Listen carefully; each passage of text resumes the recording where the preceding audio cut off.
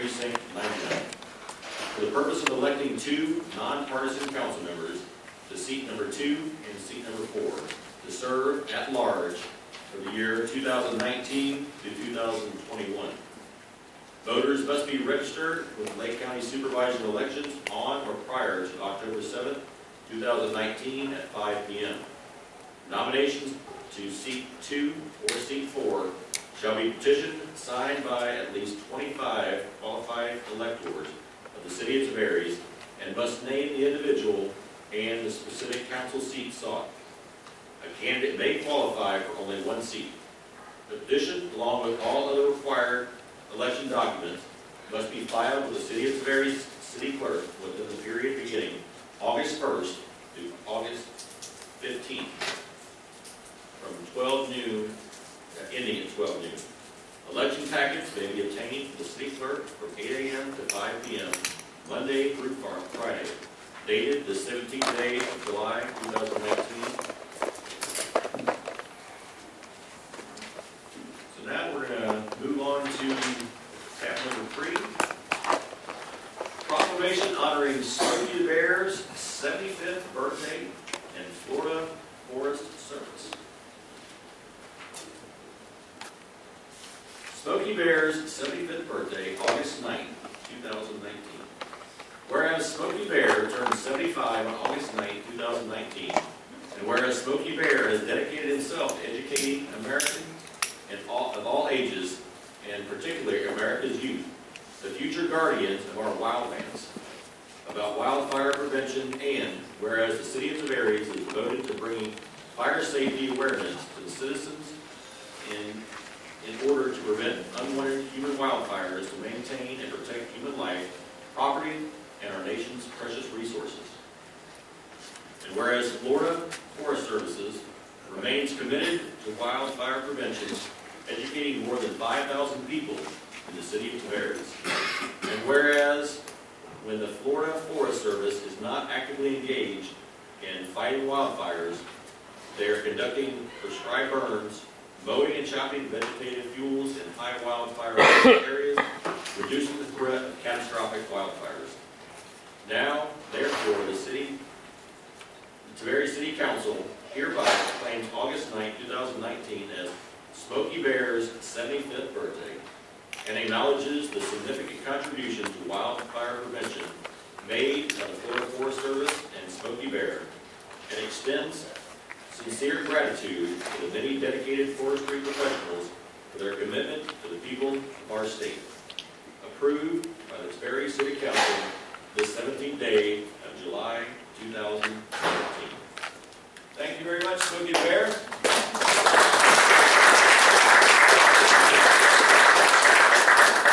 Come down there, we're going to get a couple of pictures. And if anybody would like to say anything, you can come up to the microphone.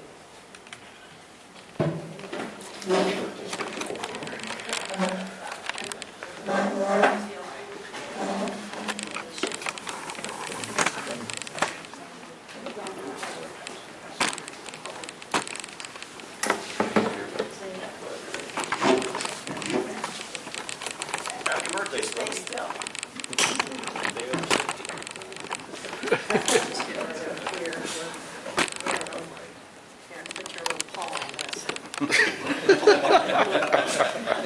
It's a big pot. Smokey. Smokey. All right.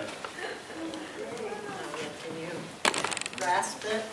No, he probably can't. So when it falls out there. Thank you very much for everything. Yeah, thank you. Thank you, Roy. Yep, thank you. Thank you, Chief. Okay, stop. Did you say something? I just want to say thank you for the opportunity of being here. Appreciate everything y'all done. And thank you for your support that you've offered us and Smokey. Happy birthday.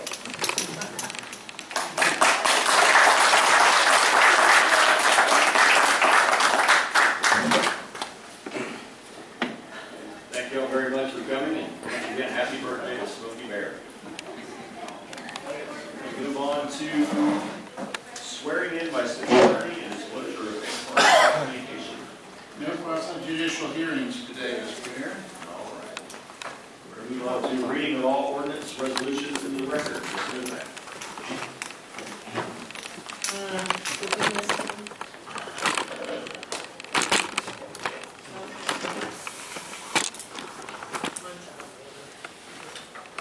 Thank you, Mayor. We have one resolution at second notice, Resolution 2019-04.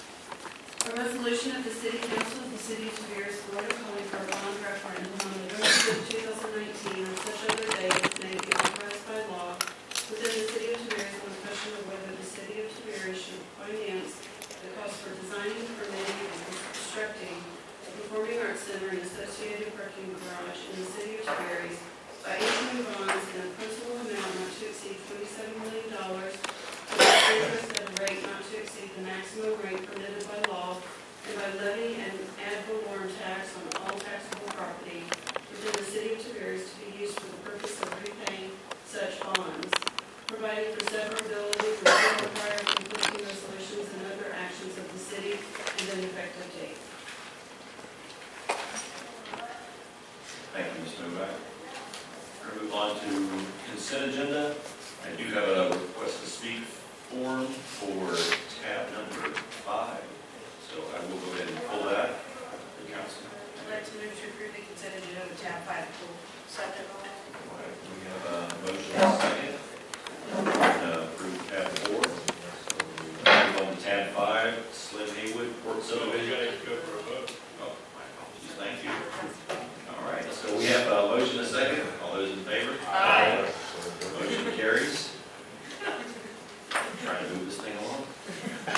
All right, so we're going to go ahead and move on to tab number 5, Slim Haywood Port Subdivision, minor plat, community development. Thank you, Mayor. Slim Haywood Court is a proposed residential subdivision located on the north side of Slim Haywood Avenue, east of Rockmart Loop. The subject property is 1.77 acres in size, and the minor plat consists of 3 large lots for multifamily development, which is permitted under the current zoning of residential multifamily RMF3. Existing city infrastructure is adjacent to the property, and all buildings constructed will be required to connect to city utilities. This plat has been reviewed by city staff and meets the requirements of the city's land development regulations and the city's comprehensive plan. And staff recommends that City Council moves to approve the minor plat for Slim Haywood Court subdivision. Thank you, Ms. Cheryl. The request to speak form was turned in by Mr. Don Kerr. That's all yours, Mr. Kerr. Thank you, Mr. Mayor, council, staff. I just reviewed this recently. I actually went out and visited the site, and more than anything, I just have some questions, and I don't know how to do that in your format. Should I ask a question and then have Mike or somebody respond? Should I give you all the questions? How should we do that? Why don't you go ahead and ask all your questions, and we'll have Ms. Cheryl answer those. To begin with, I'm kind of curious. There's nothing in here that I've read that describes how many units are we talking about, or the size of the units. I'm also very curious about the marketing strategy for this particular subdivision. According to Simple Wikipedia, I'd like to know when is the development considered a minor plat. I'd like to know why the site is already cleared.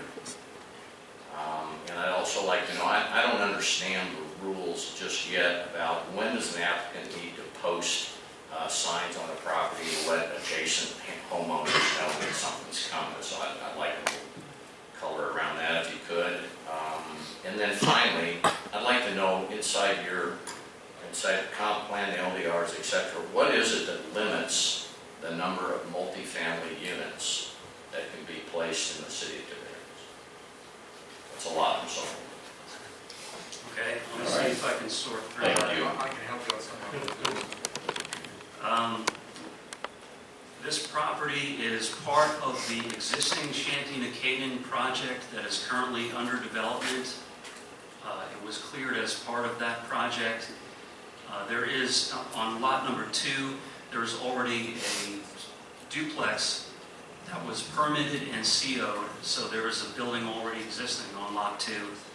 Lots number 1 and 3 are if the plat is approved, lots number 1 and 3 will be available for a multifamily development. And as far as how many units can fit on those, the future land use of high density allows for 25 units per acre. But what will happen is the engineering reality of putting units on those lots will dictate the size of the building, how many lots, based on the parking requirements, just what an engineer can fit in there. Right now, lot number 2 is just a duplex and fits in there perfectly. I can't speak for the marketing and business plan of a private property owner. Why is it? And then your other questions were... Why is it cleared? Yeah, I mean, how do you have a building exist already built if the plat's not been approved? Well, let's just go through the questions. How many units? That was answered. What is the size? That was answered. Marketing? That was answered. The next one was a minor plat process, and maybe you can speak to the minor versus the major, and that'll help that one. And I've got the other 4 questions. Go ahead. This was originally part of the Cantina-Caden project. It was originally going to be their master kitchen for the existing project, and the owner decided that he wanted to go in a different direction and just add units to that section.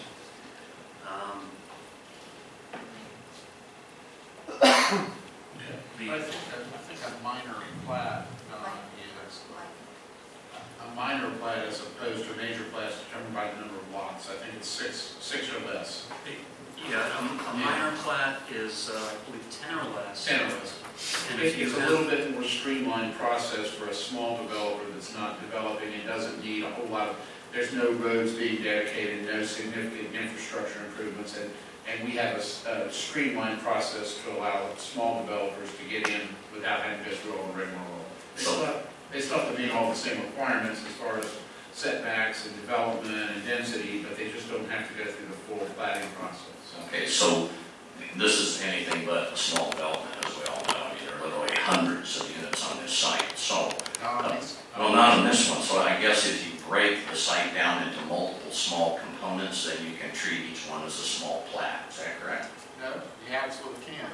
We don't allow that. We don't allow you to aggregate and get around the platting rules by aggregating, 10 small subdivisions of 10 lots each. You can't do that. But this was after the Shanty and Catan development was already approved, and this came along, and this meets the requirements for a minor plat. So would this kind of be considered a phasing issue then? It's just another phase? I wouldn't consider it phasing. I consider it property that was decided to be used for a different purpose and met the requirements for a minor plat for residential. I mean, it meets our requirements. I'd like to speak to one other thing, John, on the issue of the process, just on the procedure. This is not a discretionary land use or zoning matter. When a plat comes before the city, it's a ministerial matter. We apply the subdivision regulations and rules to see if they meet the size of the lots, if they have the correct easements, if they have the correct amount of road frontage. And if they meet all those requirements, then our code and the law says that we approve that the council, even though it comes to the council for approval, it's a ministerial approval, and the staff is checking through a checklist to make sure they've done that.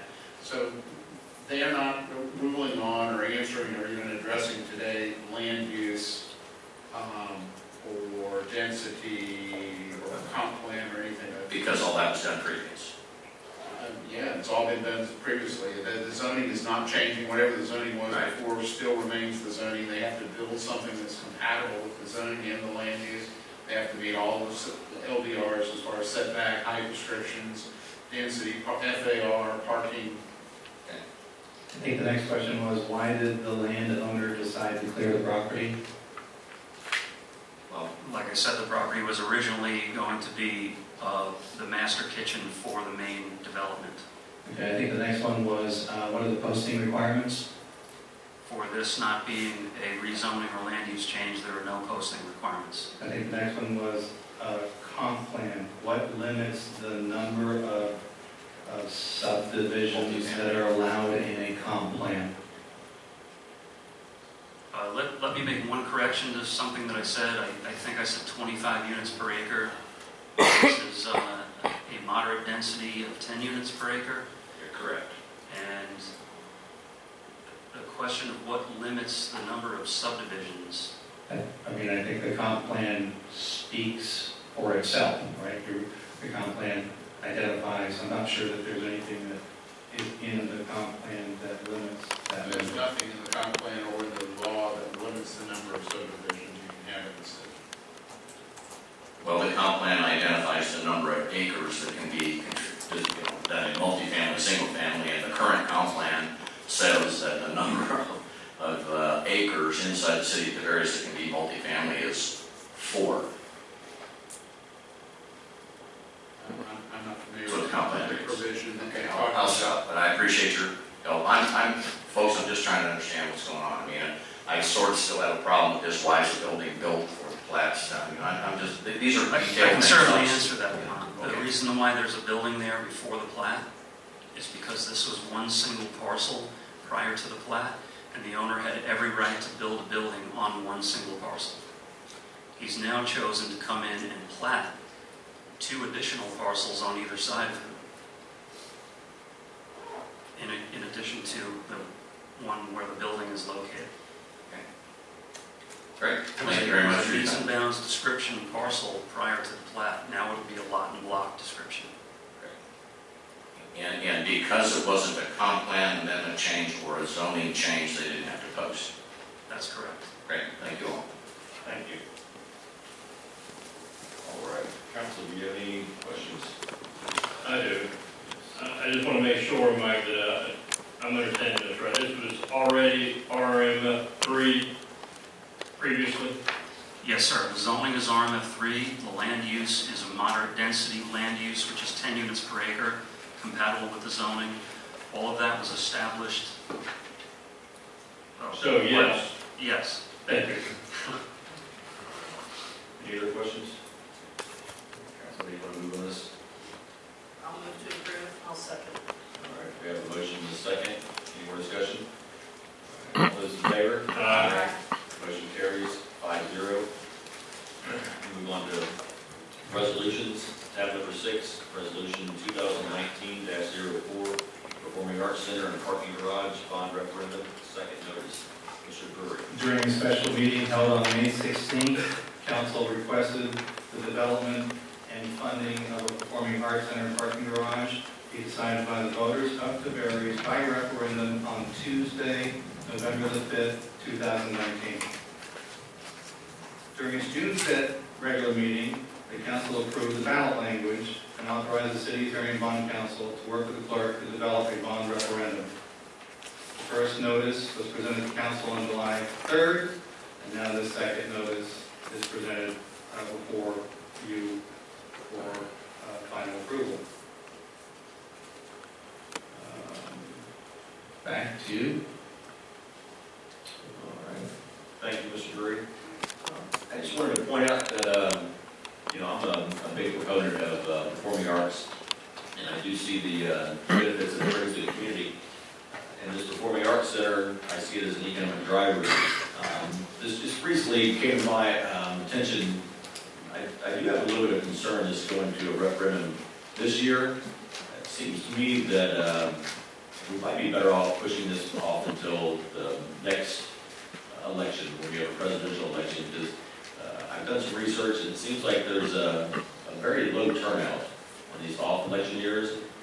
So I would just like to maybe ask staff or ask council, if there's something that we could maybe look at, maybe we could agendize this to another meeting, and just have staff look at the possibility of having this at another election cycle. So are you talking about tabling this item until the next meeting so we can have another first and second reading on whether we want to go to 2020 or 2019?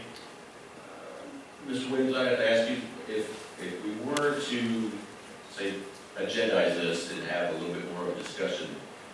Would we have to go through the first and second reading, or could we just bring this back for?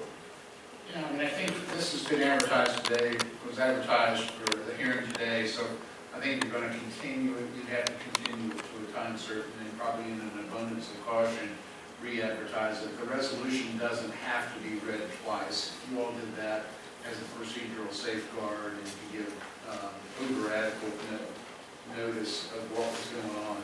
So you have the ability to table it and postpone it or defer it to another meeting. I will tell you that there are some hard dates that we can't go beyond with advertising, newspaper advertising, and with supervisor election ballot publication requirements if we're going to make the November 19 ballot. Susan, what's the deadline for the ballot language? August 30th.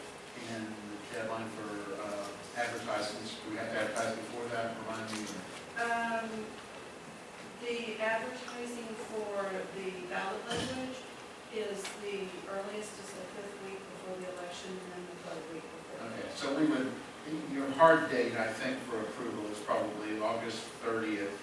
We have to turn it into the supervisor of elections to get on the ballot or not ballot. I think that, am I right, John, or Mark, is that what's driving it? Who's Mark? Yeah, I think Is that the hard date? Yes, August 30th is when it's due to the supervisor elections. So your question of whether you could table this to the August 7th meeting and make the supervisor election deadline, if you choose the one you chose before, which would be November 5th, 2019, you would make it.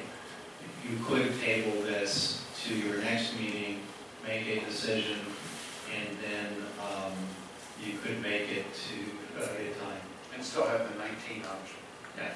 Can I just say one thing? We just need to make sure that. Could you use the microphone, please? Yes. We will have to also get the ballot translated into the Spanish language by law. So we just have to be careful that we give those translators enough time before the 30th. And it doesn't sound like the language will change, so we can get that done now. Really, the only issue that's being discussed is what date do you put that particular language on. As long as you don't change the language, which has been vetted by the attorneys, then you would have time. So wait, I'm confused. I'm going to go ahead and butt right in, even though it's not my turn. Because I am a little confused. What are y'all talking about August the 7th? To do something August the 7th for what? I'm confused. To do what by August the 7th? So Troy is, and I heard that part. And I agree with him, whether we put this on the 2019 ballot or the 2020 ballot. Well, what changed? We've had countless meetings, countless meetings with community input over and over and over again. We had a meeting, it was advertised, we had public come up and comment. This is what they wanted to do. I believe it passed overwhelmingly 5-0 to put it on this year's ballot. You're telling me this election year is not an important election? We've got 2 council seats up. It's a very important election. And also, we have spent all this money on studies, which we all approved to do, and now our studies are going to be out of date. I mean, we've done these studies, which are going to change by 2020. I mean, I'm suddenly confused here. I mean, may I ask, what sparked the change? The research that I've done, I went and looked at years that we've had election cycles, and the last time we had an election cycle for the city of Sperry's, we had 26% voter turnout, and I know that we had the public that was involved in this, and I don't want to see a project of this magnitude that's comes around, once in a lifetime, it's only going to, it's going to be paid for 20 years. I don't want to see it voted on by just 13% of the voting public.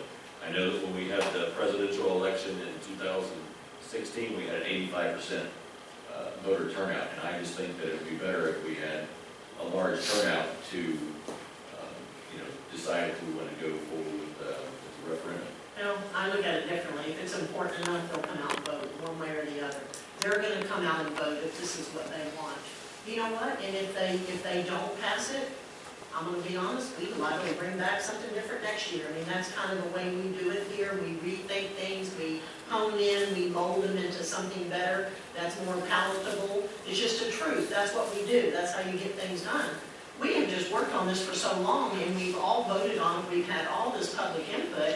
I hate just, because you don't think it's an important election, it's a very important election. We have 2 council seats up. That's as important as anything to me.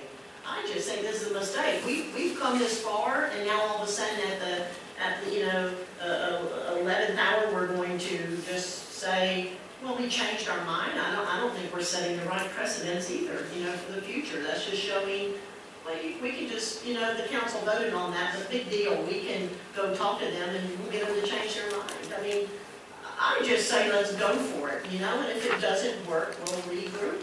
That's all there is to it. But we've already spent the money, we've already spent the effort, and we've already had all the public input. And, I'm going to admit the majority of our public input has been positive. I feel real good about this. So, it's an important election to me. It's an important election, just like any other year. Just because it isn't a president, these council members affect my life a whole lot faster than the president does. I mean, council members affect you every single day in your daily life. What the president does, it may take 4 or 5 years to trickle down before it ever gets to you. That's just my thought on it. I would prefer let's leave it alone. We voted for it. We've had public input. This is what they wanted. I'm going to stand behind the public that I represent. And I would also like to see, some other options available for financings. I know that we have, the financing, but there's some other options that might be available out there. I think, if we do take a look at possibly putting this off, to the next election, that we, definitely find some different funding that might be out there. I mean, there's some options for some partnerships, there's some options for some licensing, there's options for, maybe combining with the sales tax.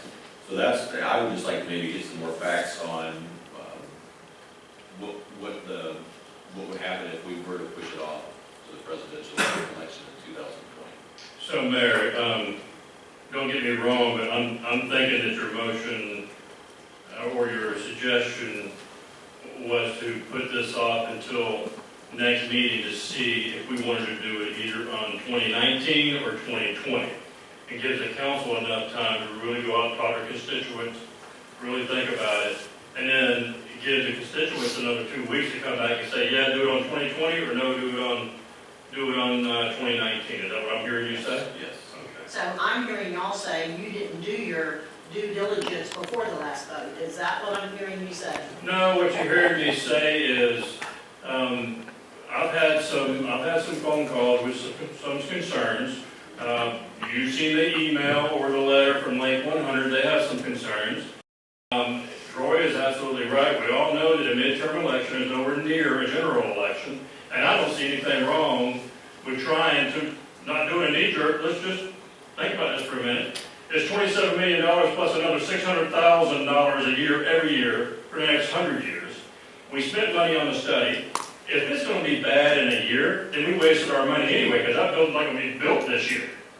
I don't see the reason why we just can't wait until next meeting and say, okay, we're going to make a choice, either 2020 or 2019, and let these guys tell us what they want to hear. But we already did that. We've already presented it to the public. The public has come to all these workshops, and this is what they wanted. This is what they stood out here and told us that's what they wanted. That's right. We voted on it, and we voted the same way the majority of the public stood right there at that podium and told them they wanted us to put it on the ballot this year. That's what we did, and now we're backtracking. We've had years when you talk about looking for money. We've had plenty of time. When you start really getting people who might be interested in giving you money or having a partnership, it's when you prove to them you have to move ahead. I'm going to admit, the city administrator and I have talked to different entities and talked with them, and it's very obvious once we put our foot forward to show that we're serious, then they become serious. Right now it's just a pipe dream, that's all it is.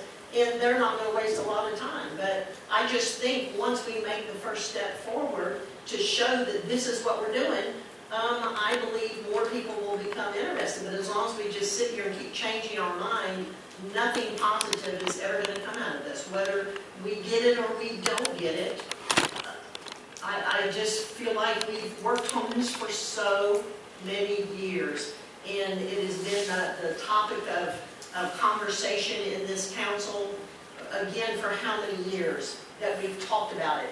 We've had meetings about it. We've had people come in. We've had, said that we would spend the money. We have been thinking about it. I think about this all the time. I don't know what y'all do. I can't sleep at night wondering, thinking this whole thing through, just like I do any other thing that comes before the council. It's not all about that. I just think we're setting a precedence that I don't want to go to. I want to show that we do our homework. And now, all of a sudden, you have people who now are saying, I find that very odd, because we have been having these meetings all year. It's been advertised, it's been in their newsletter. They've had every opportunity to come to this council chamber and express their opinion. And now we want to give them more time. I mean, it's like a dumpster issue. Let's just grandfather everybody in. I mean, this is silly. We have to make our decisions and stick with them. I don't want to be known as the person who does that. I mean, it was a decision that we made. We were all very informed voters at the time, at least I was, and I believe our public spoke what they felt. If anybody else was that interested, and I can start naming some names, but I'm not going to do it. If they were interested, they should have been here. These people didn't attend one meeting, and those meetings were at all time of day. They could have come anytime they wanted to. So I'm going to end it there, but I just think this is a mistake, y'all. Why don't we let the voters decide? It's not our decision. I mean, let's put it out there on the ballot, and just like we had originally voted to do. I'm a little confused. Are you thinking we're going to take it off the ballot? We're just deciding we're going to do 19 or 20. It's not that it's not going to get voted on. I understand. No, I just, why put it off? We've already gone through all this. It's fresh on everyone's mind. We have all this information out there right now. Right now, we've got it all out there. It has been out there. Nothing has changed from when we voted on this, at least to me, other than a few people that come out of the woodwork who didn't attend one meeting. I believe what has happened is, I think once this became more public awareness through our newsletter, I think that more people realized what the cost was going to be, and there was more concern on that. So I just want to make sure that everybody is fully informed. I want to make sure that we have as many voters that come out as we possibly can. So I would just like to see about getting some more information on what the benefits would be to move this to the 2020 election. Yeah, the cost came out $33 million less than it originally was put out there for. So they can't be concerned about the cost, because it was $60 million they didn't come. And now you're telling me they're concerned because it dropped $33 million? I don't know, nothing's making sense. I feel like something's going on behind the scenes that I don't know about. Can we open it up and at least hear from some of the public? I'm not afraid to do that. I represent y'all, All right. so I'm not afraid to do that. So anybody from the public like to speak on this? Go get it. Denise Labrada, Rural Harbor. At a previous council meeting, did you all not vote to put this referendum on this election committee, and you were just looking for the wording? You voted for that, correct? Yes. Well, then I hope you don't take your word back. You voted for it, you should do it, period. If it doesn't pass, it doesn't pass. In the meantime, there can still be a lot of education to the public who didn't come out to any of the meetings about what it's all about potential funding, because it says no more than. That doesn't mean that there isn't going to be any other kind of funding found in the meantime for it. So I just wish you would keep your word. Thank you, Mr. Rudder. Anyone else from the public like to speak? Go get him. J. Scott Berry, Executive Director of the Tiberias Chamber of Commerce. As you know, at a previous meeting, we had told you that the Chamber had voted the board unanimously to support this project and to actually be actively supporting the project. We have been working on it hardcore. We have a plan for 4 town hall meetings and also mailers that will go out to all of the public to educate them to get out and vote. And in our opinion, while we want them to vote for it, but also to educate. We have 4 town hall meetings that are right now on our schedule, that we're just waiting on a few things to clarify before we put it on the public schedule. We're ready to move forward with this now. From a political, from a personal standpoint, I love my experiences. I would encourage you to avoid the 2020 election. That is going to be a huge ballot with a lot of issues, a lot of topics. This is a great opportunity for our citizens to be able to have discussion just about this issue that's going to be playing such a big part in the future of Tiberias. And also, I will agree with Vice Mayor Pfister. Laying it off another year pushes everything back another year, and it's already like a 4-year project down the road. So we have a lot of hype about it. Yeah, there's some negative, but that's why we're hosting 4 town hall meetings and having a lot of mailers to get the right information out there to the public to educate them. We're ready to take that task on right now. I just want to put that out there and encourage you to keep with the 2019. Thanks. Thank you.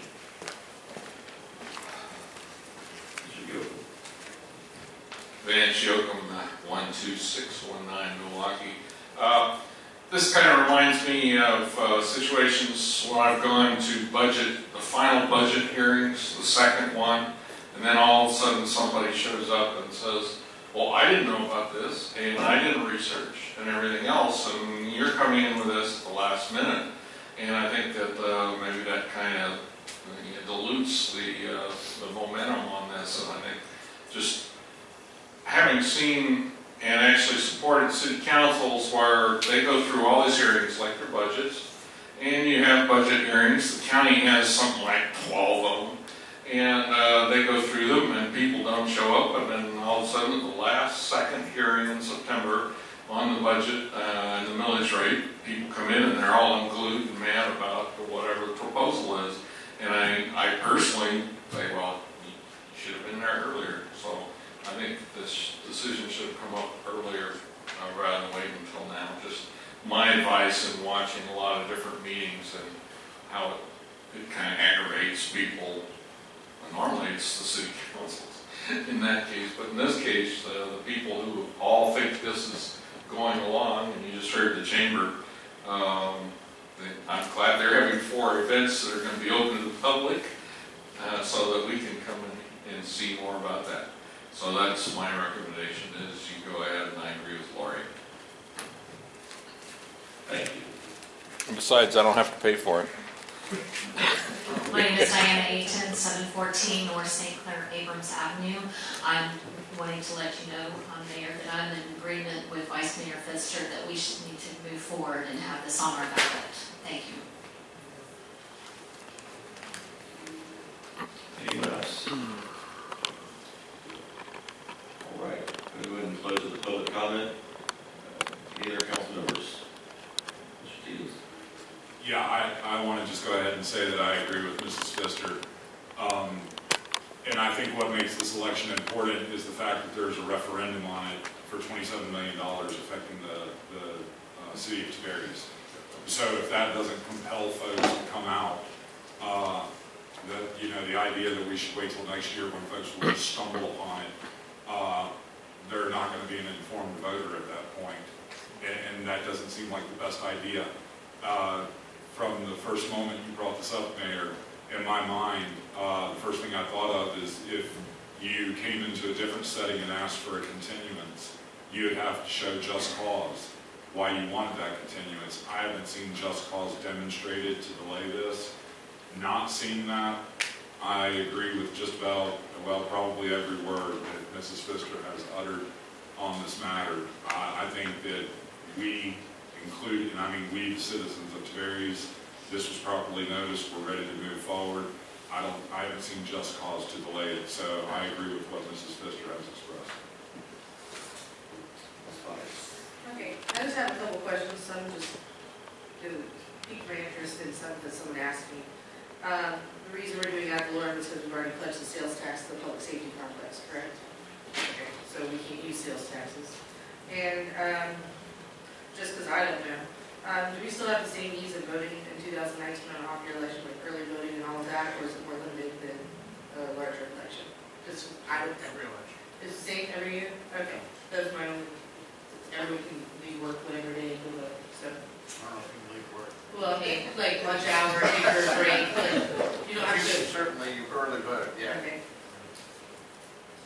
May I jump back in one more time? Yes. I want to say I've certainly heard folks express negative attitudes, concerns. I've heard people say to me flat out, like, this is the dumbest thing I've ever heard of, I'm not voting for this. And I say, hooray, we're having the referendum for that purpose. Your voice will be heard. You can shout out no as loud as you can scratch on a voting ballot. So I've certainly heard the negative. I still say we move forward. Mayor, I've got some questions after the public comment, if you don't mind. Sure. Mark, is that website up and running for the citizens of their areas to get their due notice of what it's going to cost them? Mr. Drew, we've got that set for the next council meeting, is that correct? Correct. The, what the page is going to look like is coming to you for approval, and then the next day it's going live. So the answer to your question is no, it's not up yet, but it will be up in about 2 weeks. And how is that information going to get out to the public? We're going to, we've already told the public once in a newsletter, so everyone got the newsletter. That it's coming. That it's coming. And then we're going to do it in another newsletter that say it's up. And when will that newsletter hit the streets? So the next newsletter will be... Goes to the Florida Press on August 1st, into the next 4 utility cycles during the month of August. And we've also put it on social media platforms and used the Tiberias Alert, which we've got thousands of people signed up for when we do a news blast on the city website. Jay Scott, you said you're going to have 4 town halls. When are those 4 town halls? Do you have dates for them yet? No, sir, I'm waiting on,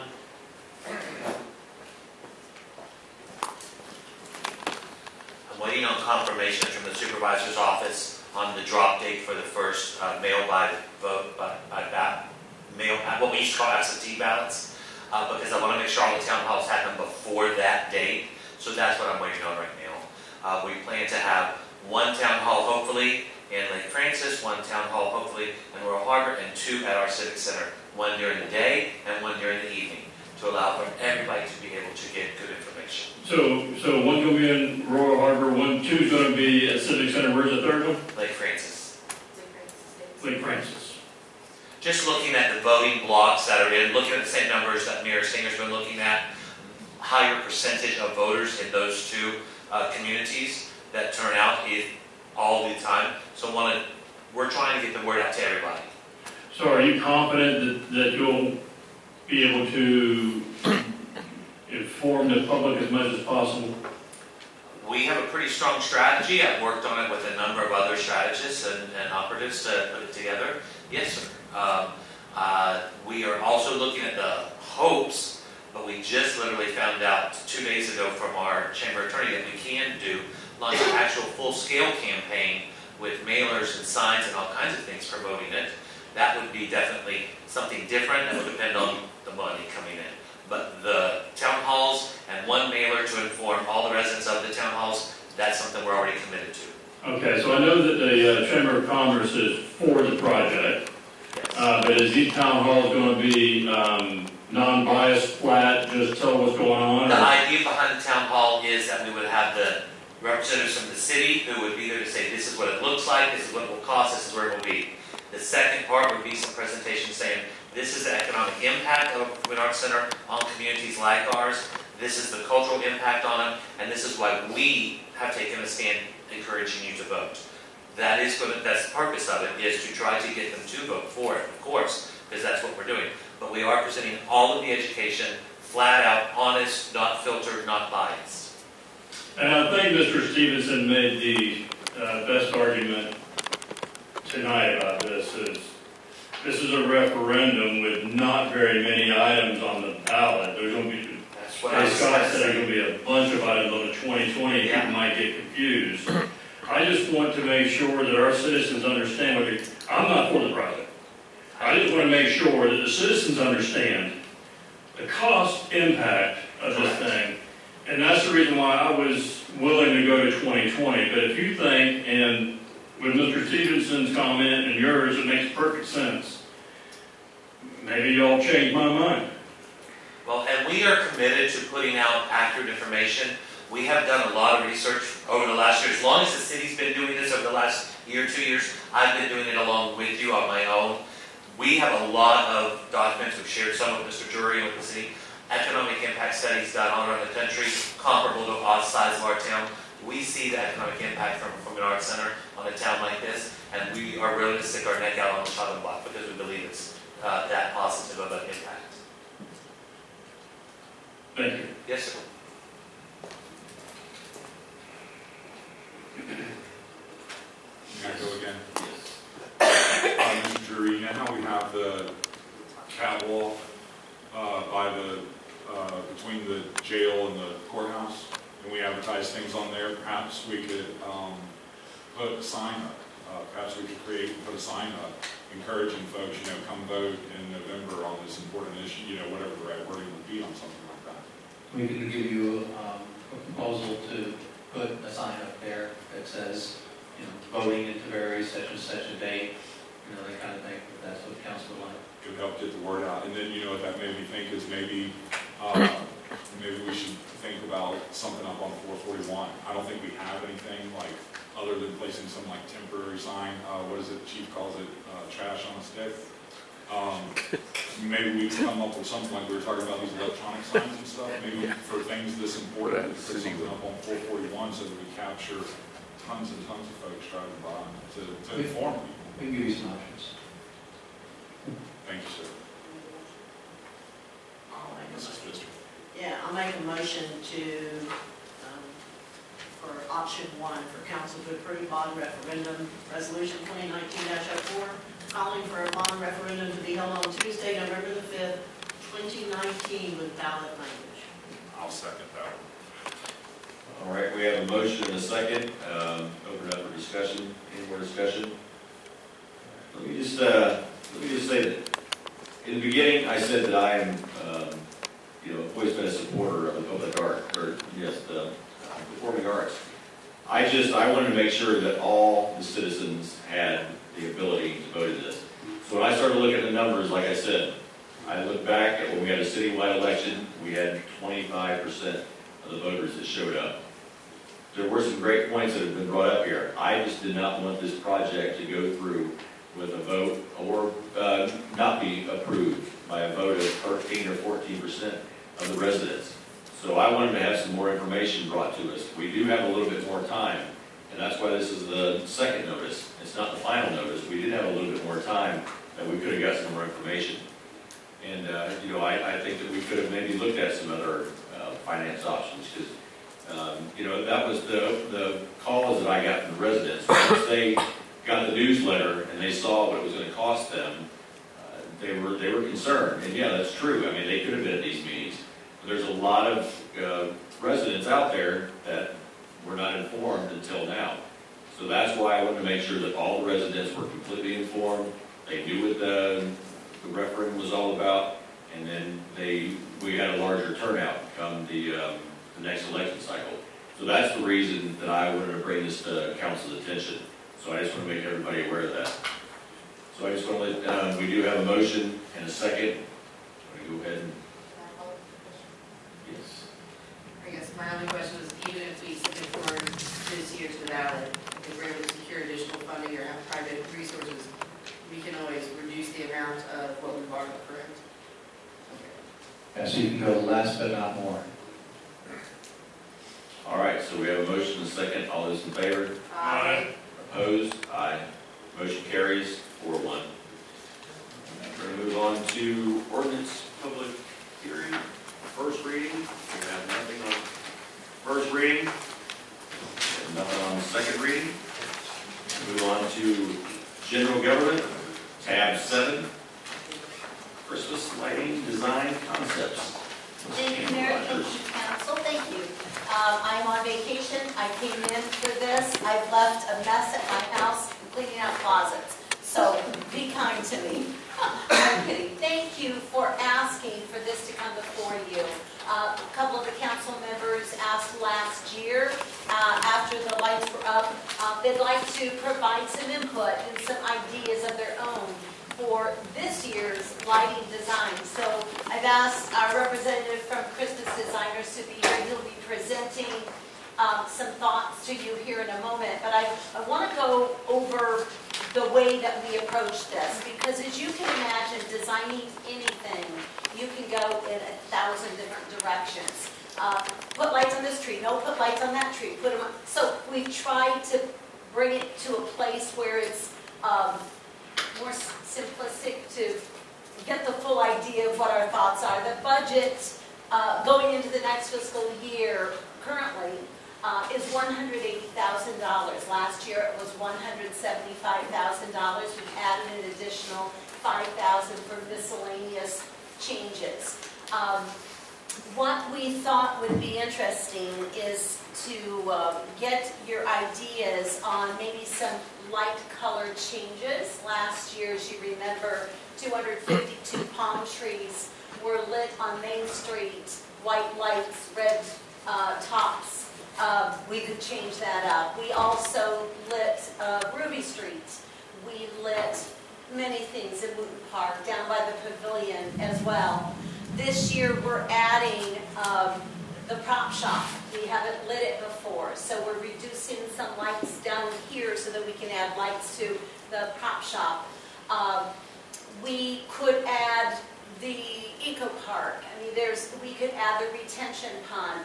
So I could go on and on with the hundreds of options. But if you don't mind, I'm going to follow the agenda summary a little bit so that I can just have it make more sense.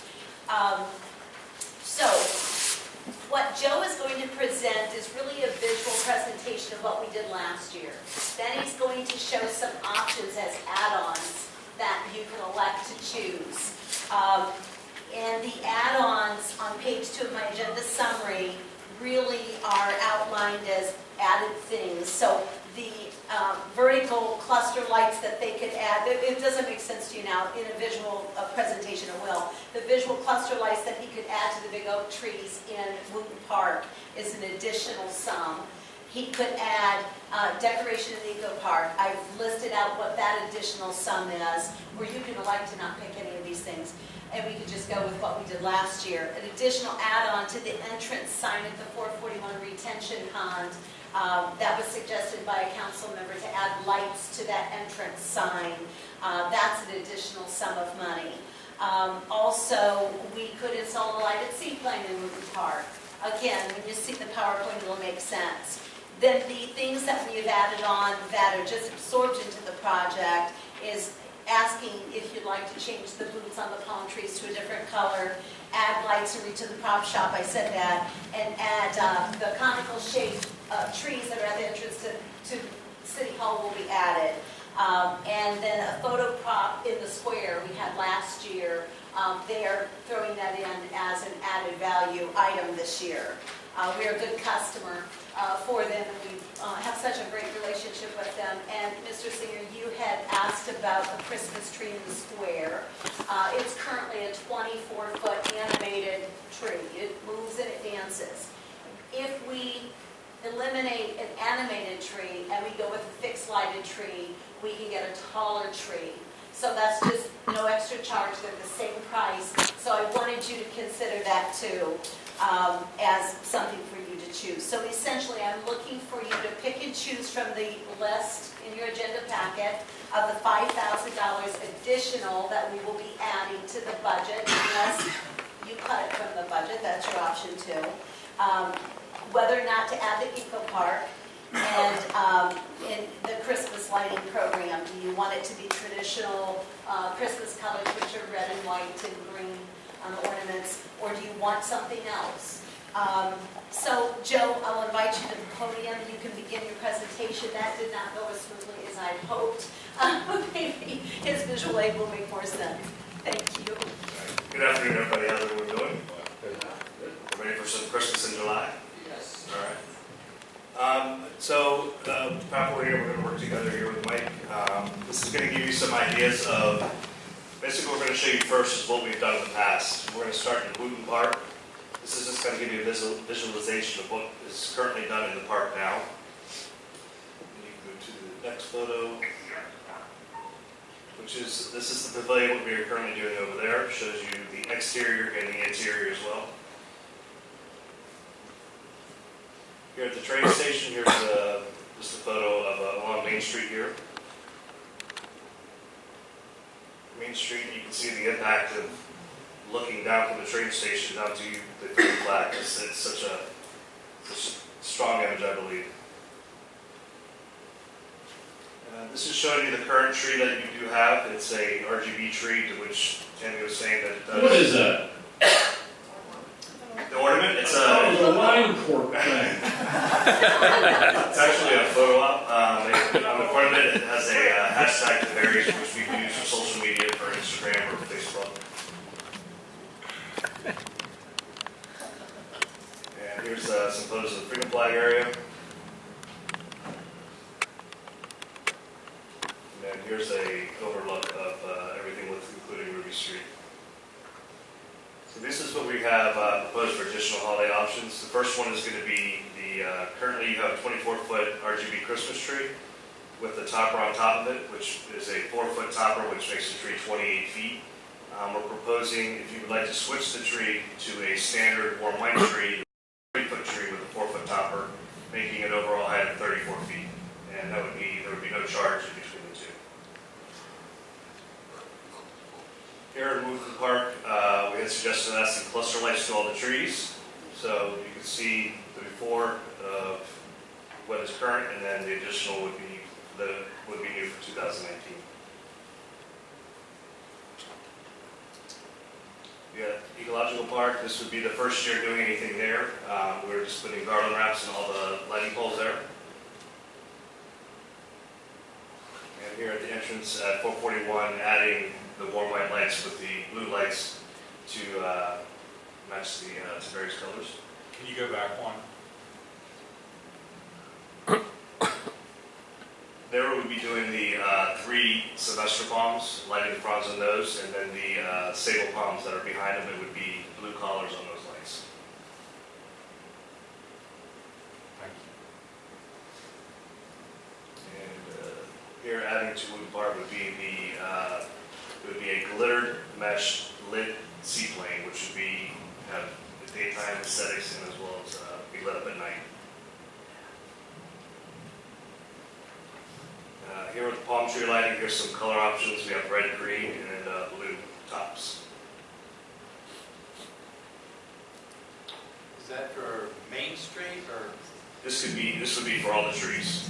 Or if you want to separate it by different areas, have different colors in different areas, you can do that as well. This picture here shows the ones that are on Main Street. Could you do multicolored lights, or is it just all solid and then different tops? We do have multicolor display you can use.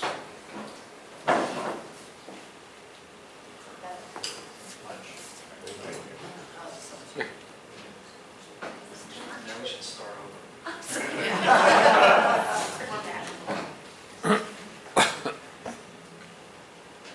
That's the end of the presentation. I'm on vacation, what do I know? So if you guys have any questions you'd like to ask about this? Or? You have something turned in a request to speak. Okay. We'll open up the audience to be heard first, and then we'll go by.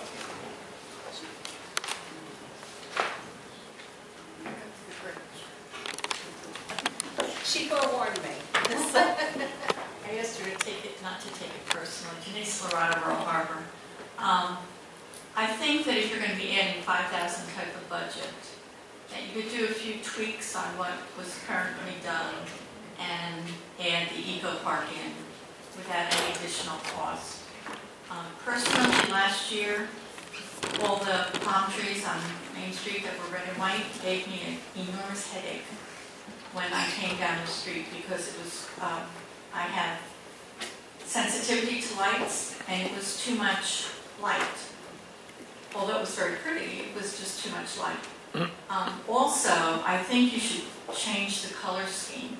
And I think the color scheme for whatever light you decide on should be blue, white, and silver to match the colors of Tavares. And we don't need any other lights. If there's garlands, you have your red and green, gold. And I think all the lights should be Tavares colors. Thank you.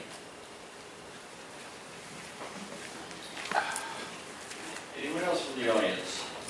Vance Yoakum. Just a comment is that everything here seems to be focused on just downtown, except for the one item with the plane out on by the fountain. And I would think that you might start allocating something to some of the city entrances or to Highway 441 or other things to brighten that up too, for all the people that travel through Tavares or that live in some place other than in downtown. Anyone else from the audience? Go ahead and open up the council discussion. Start. Yeah, I'll start. Can we get rid of the red on top of the palm trees? Yeah, we all agree with that. Either blue, green, or something other than red. The green looked very nice. Green or blue, it doesn't matter. I'll vote for anything but red. I just like having the option of, since we don't have to have the same thing every year, changing it up a little bit. Because, the first year the red and white looked nice, but then the second year the same thing. I think if we could change that up a little bit, I agree with that. I think maybe cost effective though, if you plan, it's a little difficult to be changing every year out, isn't it, because of the cost, and I can understand that. My thought, I suggested last year, I wanted to do blue and white, that was the colors of the city.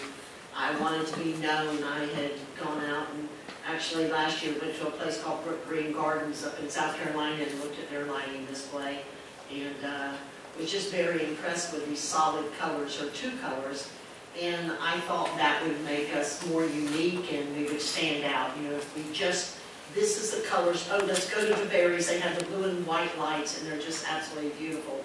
Well, I caught some resistance within the city when I had talked about blue and white. Well, then I thought about adding red. I mean, red is our high school color, and then red, white, and, if we added red to the to the blue and white, we're America's Seaplane City. How much more American could you be?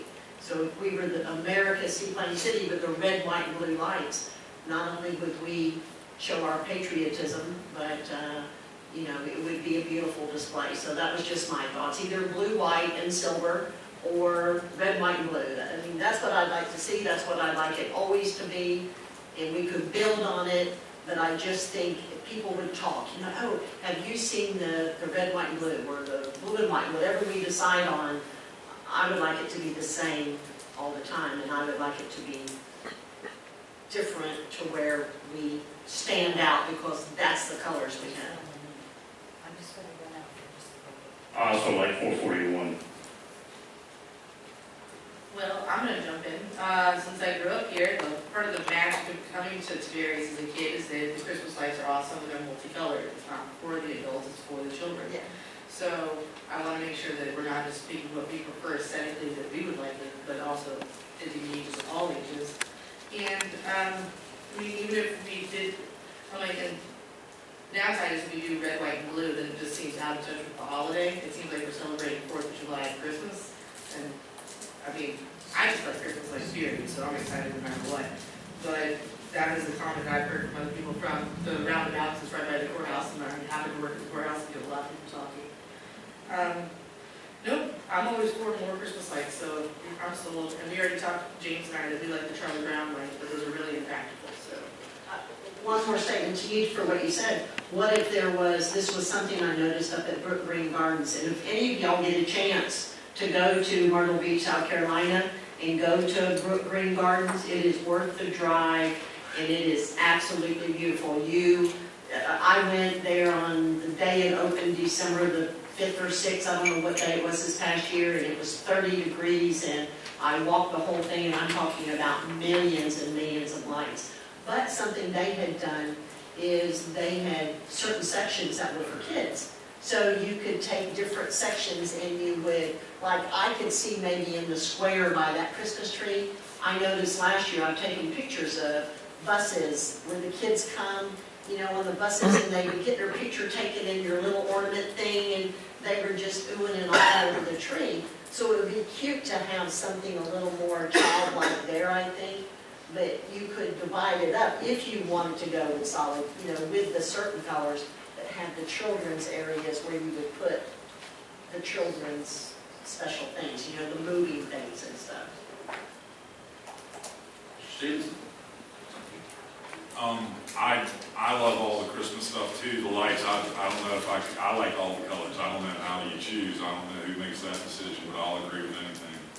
The cluster sets, that photograph was super cool, hanging down like Spanish moss or something is what it made me think of. The entrance was really cool, we have that other one up there by the hospital. Could we maybe get all of our entrances kind of, you know, looking Christmassy or Exactly. whatever? Then the next one, seaplane, awesome, super cool, dig it. And then I just wrote down a note, the colors on those palm trees, I like the green, I like the red, I like the blue, I like the black, like, I don't know, because I like it all. But I heard someone else mention this earlier, anything that has to do with Charlie Brown and Snoopy, just from my own childhood, I'm down, I'm into it. So if I made a suggestion to add something, anything, Charlie Brown or Snoopy, I love that stuff. And while I'm speaking, is Mr. Barry still in here? Did he leave? He just left? Shoot. Missed him again. That's my stuff. I thought it was all cool. I love Christmas. Sorry, I have one buzzkill question. So if we do choose to do these additional things this year, do we have it anywhere in the budget to pull that money from? Or are we just pulling from next year's budget for this year, borrowing from Peter to pay Paul? In next year's budget, we increase the budget by 5,000. And so you have 5,000 in next year's budget, and you would have to pick one of those items, right? Anything above 5,000 is not in your next year's budget, correct? Did that answer your question?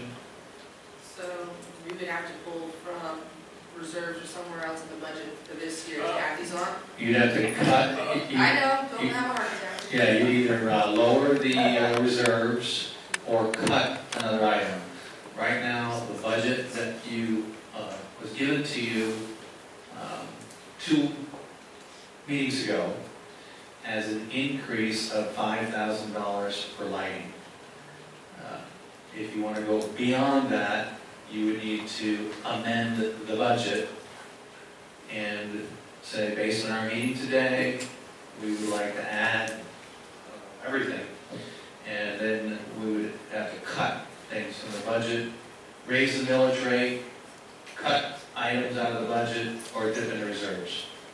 And I assume that you don't have any extra money from other projects this year that you'd like to assign to.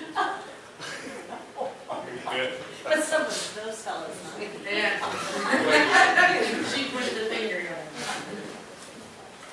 Now, Ms. Rogers, on that, so I'm looking at the optional add-ons here. Okay, you got the Eco Park, $6,100, the 441 Lang, $4,400. So is my understanding the $5,000 that we have extra, if we were to do, say, the 441, we would still have $600 left. Okay, and if we did the Eco Park, that would cost us another $1,100. We would have to go into the display and reduce some light somewhere to make up the difference. Because I agree, I like the idea of, extending it outside the downtown area. I like, having something on 441. On the Christmas tree, I like the animated lights. I always said that it'd be nice if we had the same, but I understand that's a little bit more expensive. But personally, I would prefer to have animated lights. I like the dancing lights rather than, just a standalone tree that's another, 6 feet taller. So, those are just my opinions. So I don't know how we want to go about this. May I interject for just a Certainly, moment? I have a question yes. for Joe, if I can. Joe, could we get the option to put a multi-twinkling light in the 30-foot tree, the 34-foot tree? Yes. To make it move a little bit? I just wanted you to know that. I said fixed lights, but they could twinkle, and that would give you some movement, Okay. but a bigger tree, and you could do a multi-colored light. Just Kind of like that, because I think kind of when you have the one that we've had in the past with the multicolored lights moving all over, it almost seems like it's missing the music with, because you feel like they should have a singing tree with that. And they have one, but it's more money. Right, yes, but maybe with the taller tree with the twinkling lights, that might be kind of cool. What's the drop dead date on these add-ons if the council was to make a decision in, say, August 21st on, would that give you enough time? Yes. Okay, so one option would be to take these 1, 2, 3, 4 add-ons, 11, 6, 4, and 6. We'll add them to the list of other items that are before you. You've got a request, you'll see, for funding the theater, the local theater group. You've got a request for funding, flag poles in Wooten West. So we put numbers next to those. And on August the 21st, that's your last budget workshop.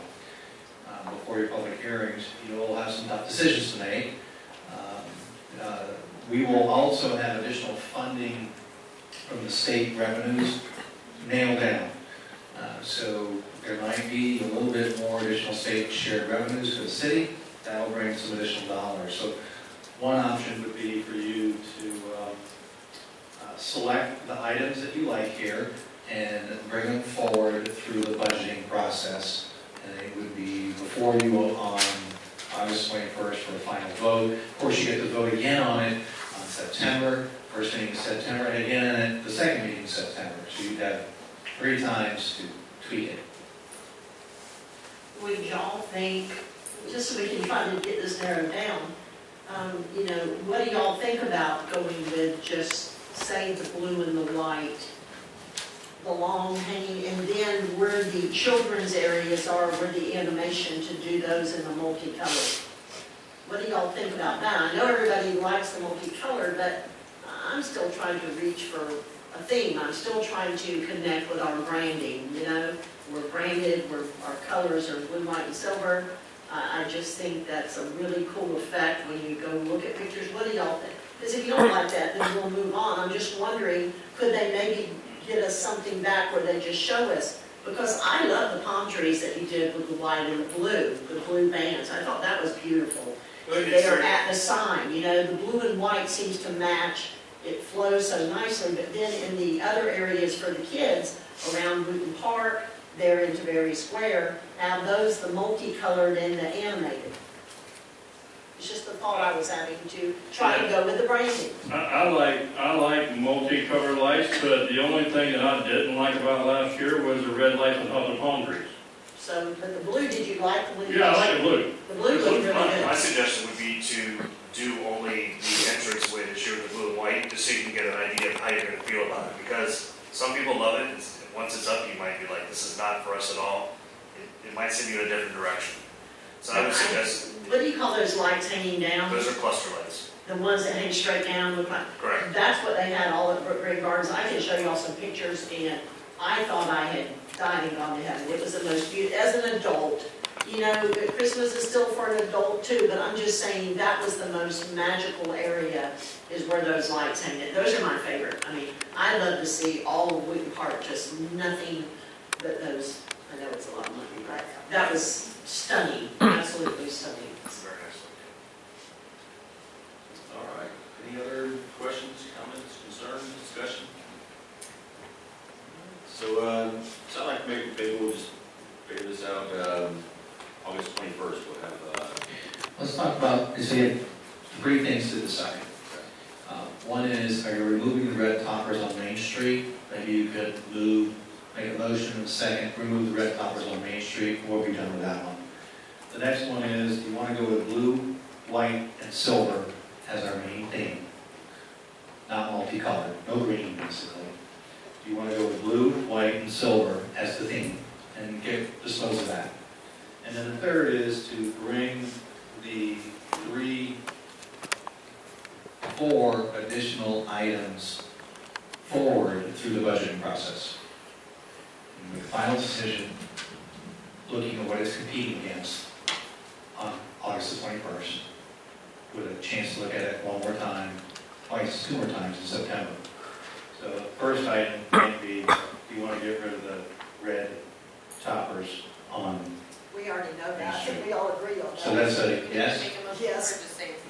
You just need your head saying that's what you want to do. Yes, definitely. definitely. Okay, so that's clear on that, no red toppers on Main Street. The next one is blue and white and silver as the theme throughout the city, with an area in Wooten Park that would be multicolored for children.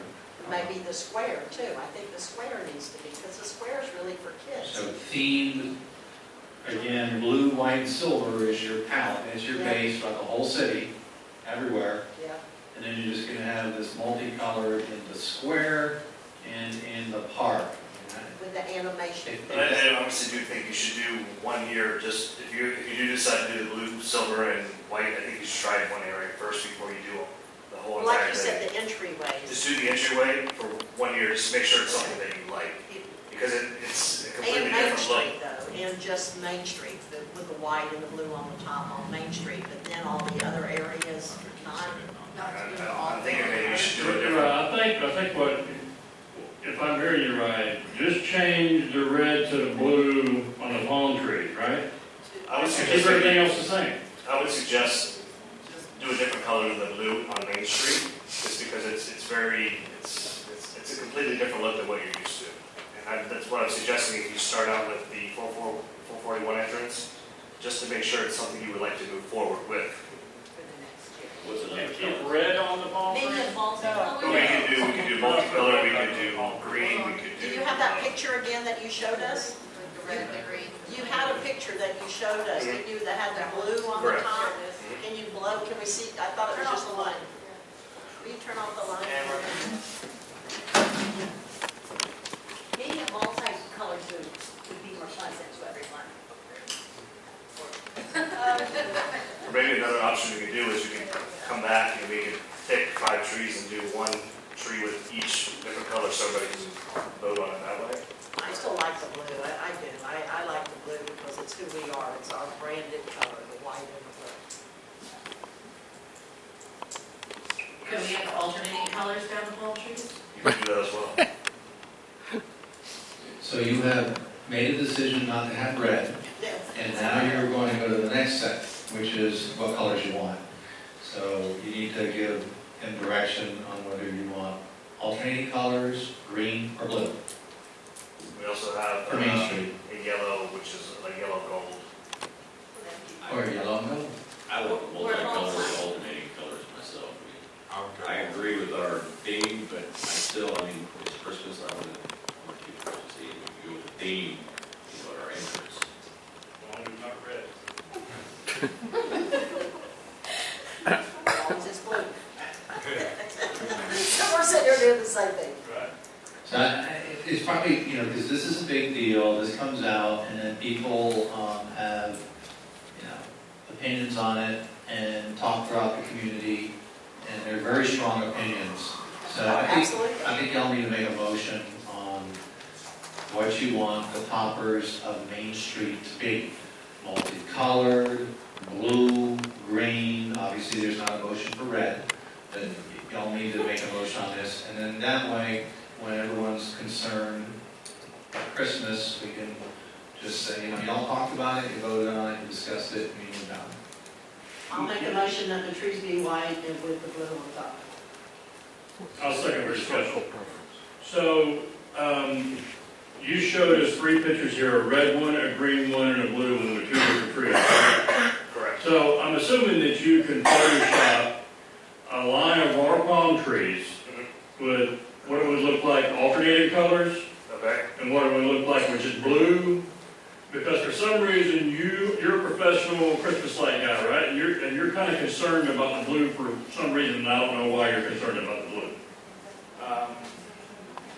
You're taking away completely from the Christmas feel. It's more of an icy feeling, it's more of a frosted feeling. You're taking away the Christmas idea. But the whole Taveri Square is going to be lit up with multicolors on the tree. I'm kind of, I guess because I went to that place, which was a wrong thing to do, it was just very enjoyable, where they had colored themes, and it was just very relaxing and very beautiful. But then they had the kids sections where the beautiful colors and the animation, and you just knew the kids just gravitated, even though they oohed and awed, they kind of gravitated toward that, and the rest was just very soothing, and the kids seemed to like go there instead of going everywhere. I mean, it was a kid camp, and it was beautiful. It was beautiful having the colored theme, and then had that separate area that you knew with the animation and the beautiful, all the different colors. It just, in Florida, I don't know, the blue and the white, I mean, it is a little cooling. We're usually 88 degrees at night. I don't know.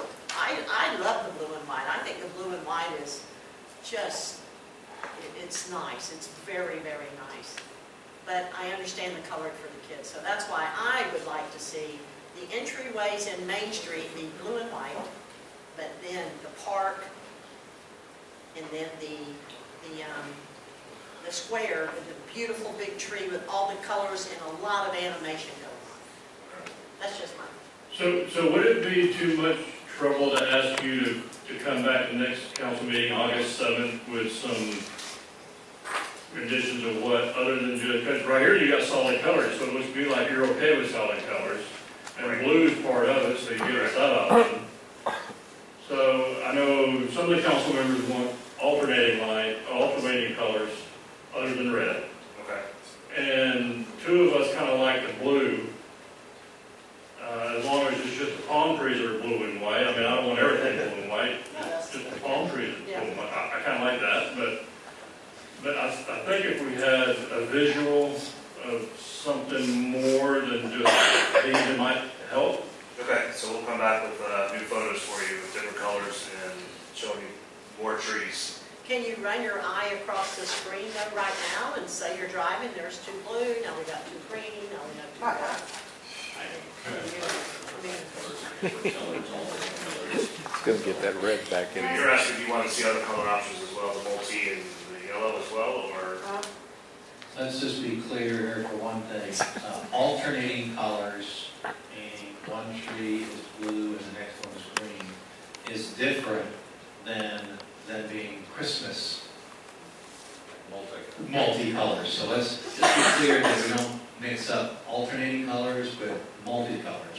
So what I'm hearing one council member saying is, I'd like to see a rendering of multicolors. That would be like your traditional Christmas lights. And I'm seeing another option, which is blue only, all the way down. Blue and white, yeah. Well, yeah, the bottom is white. The bottom is white on every one of them. We're talking about the tops. The bottoms will always be white going down Main Street. We had one person in the public think they're a little bit too bright, and they hurt her eyes. She's sensitive to eyes, so we need to think about that. But that was a comment we heard, that the white lights are too bright. We're just talking about the toppers here. And the options are traditional Christmas lights at the top, multicolored.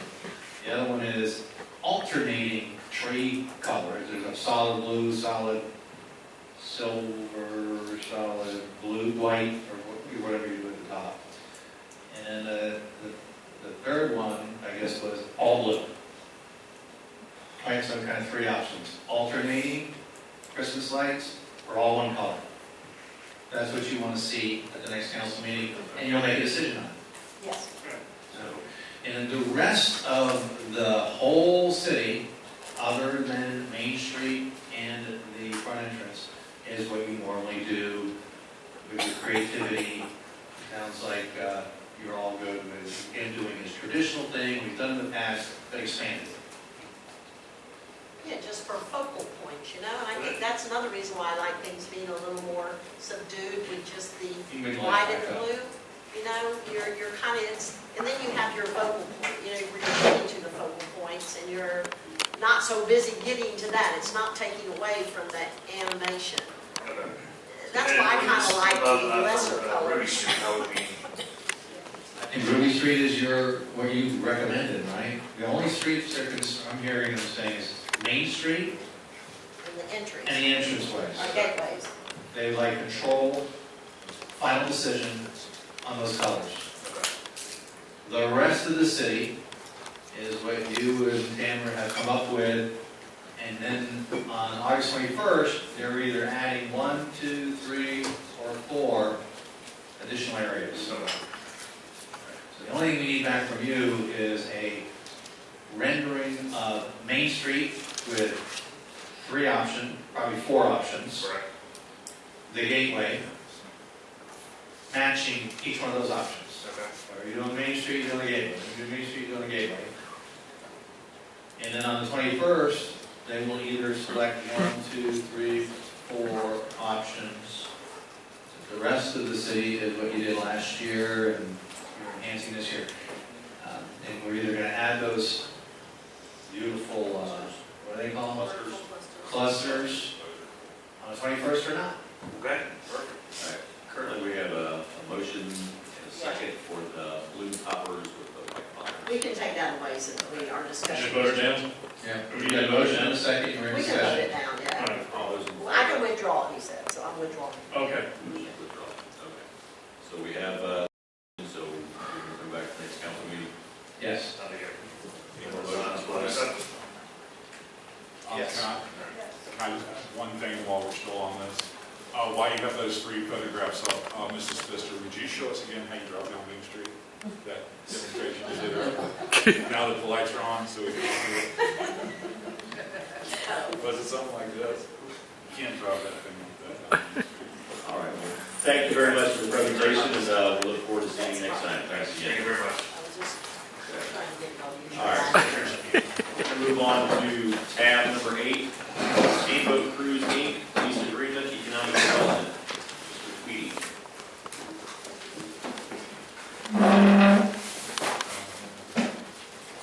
Following Santa Claus. Good evening, Mr. Mayor, members of council. The item before you for consideration is for an agreement between the city and Steamboat Cruises, Inc.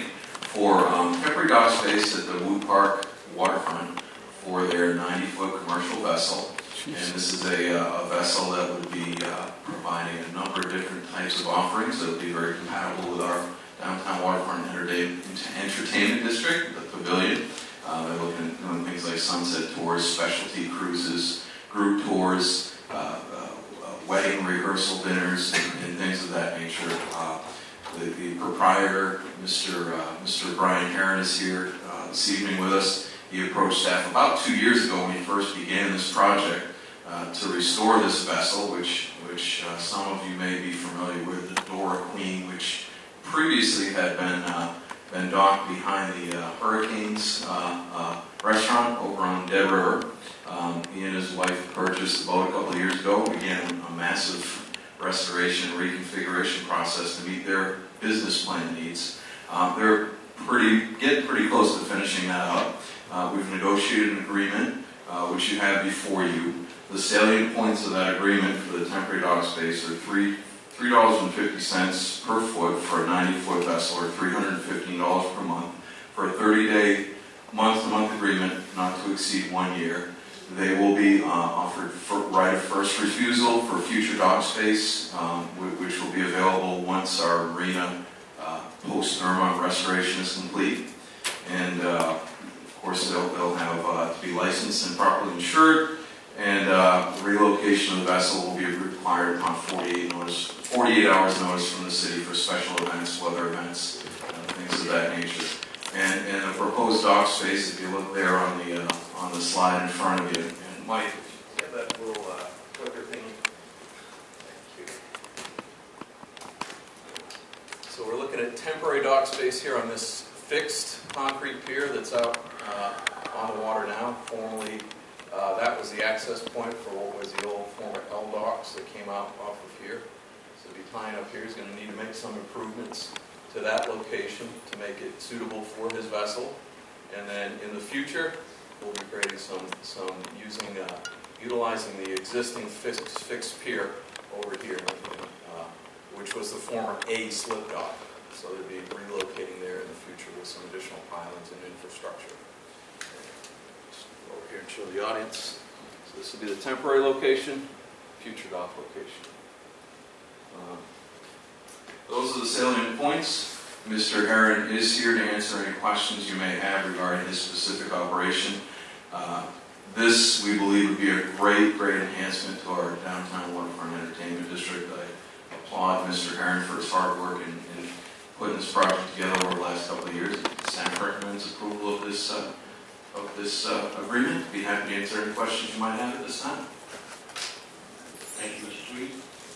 Council, do you have any questions? I do. Counselor, on the contract here, it said removal of the vessel with written notice. Can that be via an email, or does it have to be a certified jump? No, it doesn't have to be certified, it can be email or any kind of notice. All right, as long as it's written, it'd be a text message. Text message. Okay. All right, because I don't want to spend a bunch of money telling them to get the heck out of there. I'd rather have something we can keep a record of, but email will be fine. Okay. Bob, have you, I'm sure you have, but I just want to make sure that you have. The temporary dock location and the boat, will that in any way hinder the seaplane operation since it's been moved a little closer to Pavilion? No, sir. Okay, thanks. Mr. Drew, this is what we were talking about. I just want to raise the issue while we're in here. Mr. Tweedy, my concern is, everybody's up in arms about we need our marina back. Yes, our marina back. People want to beat me up out on the street. Like I should be out in the water right now putting pilings in. And I get. We'll call you when we need you for that. I'll help. I love anything with water. So people are really, anxious. They're chomping at the bit to get this thing. If we park a 90-foot vessel and take up 90 feet of the brand new beautiful dock that we're going to have, people are going to go berserk. Are they going to suck up 90 feet? Like under this proposed agreement in the future, they're going to have 90 feet of the primest real estate in Tiberias.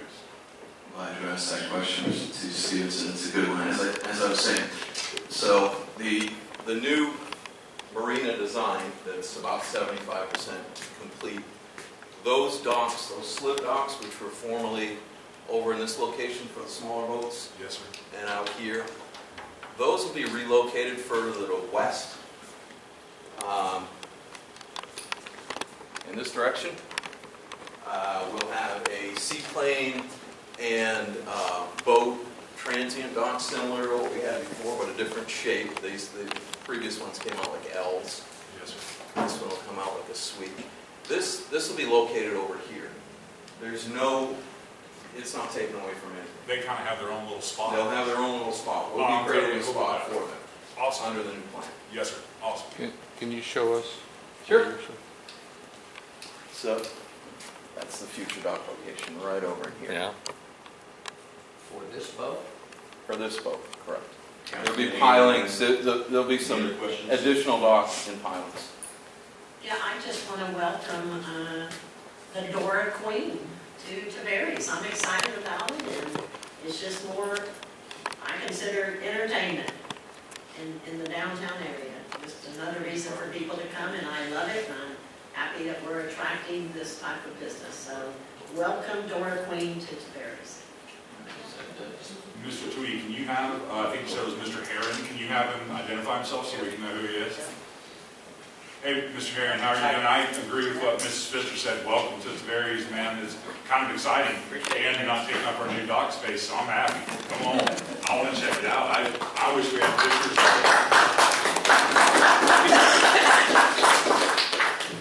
it. I just had two quick questions. So the rate of $15 a month, that's fair market value for? That is for unimproved dock space. Okay. And then the other question, you might have already answered this, the time frame on when it would possibly be here would be? Well, we're hoping to have it in the water. You need to come up to the podium, say your name, your address, and then go ahead and answer the question. Brian Heron, 1727 Point Drive.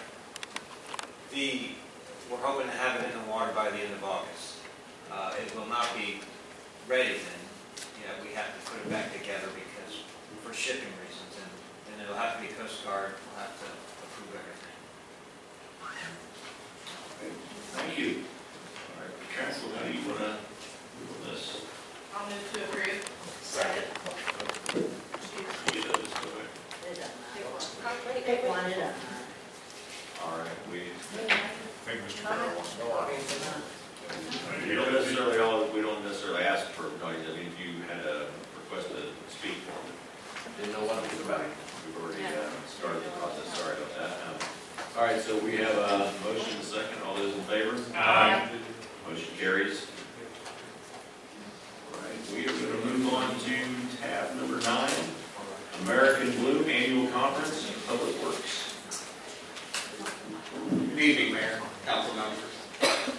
Staff is seeking which council members will be attending this year's annual American Balloon Symposium. Attached, you will find the agenda for this year's celebration. I'm happy to answer any questions that you may have. All right, well, I know I've enjoyed attending the past 2 years, supporting our hardworking staff, and I would like to be a part of that again this year. Are there any other council members that would be interested? I've been once, and I'd like to go again, because I missed the first year, and pretty exciting. I mean, it's, I love it, especially when you win. Yes, oh yeah. But does anybody else want to go? Frankly, I think it looks good when the top two people on council go. The mayor and the vice mayor of the show, it looks good. But if for whatever reason we can't, I can make myself available. Okay. We have 2 and an alternate. Mr. Dillon will have us. Absolutely, it'd be a pleasure. So I guess do we need a motion on this? No, I think we're good. We've got 2 council members that are coming, and we'll make the arrangements. Thank you. Thank you. Look forward to it. Thank you. All right, so we're going to move on to budget workshop, tab 10. Ms. Booth. I'll go ahead and kick it off. Previously, at the July 3rd City Council meeting, Council was presented the general fund budget. Staff will now deliver the utility funds and special funds budget for 2020, after which an opportunity will be presented to discuss not only the general fund that you had before, but the utilities and special budget. As you know, utility funds include water, wastewater, reclaimed water, stormwater. Special funds include solid waste or garbage, your Seaplain Basin Marina, your community redevelopment district, your infrastructure sales tax, grants, debt service, and pavilion fund. The maximum tentative millage rate will be set at your July 24th, 2019 budget workshop. The 5-year capital plan will be delivered and presented at your August 7th budget workshop. And the final council budget workshop is August 21st to discuss all budgets, followed by 2 public hearings on September 4th and September 18th, where you can continue to tweak your budgets. At the previous budget workshop, Citizen Vance Yoakum posed questions and observations on the general fund. Staff has responded to those questions and observations on Exhibit A, and made that available in your agenda package to the public, to Vance, and to you. Staff continues to negotiate the employee health care increased cost with the insurance provider. A downward movement has been achieved from 6.1% to 5%, resulting in a $13,000 savings to the general fund budget. The options for any savings we'll be bringing to you as that continues are to place in reserves, appropriate them to new requests. For example, you've got a new request in your package from the Tavares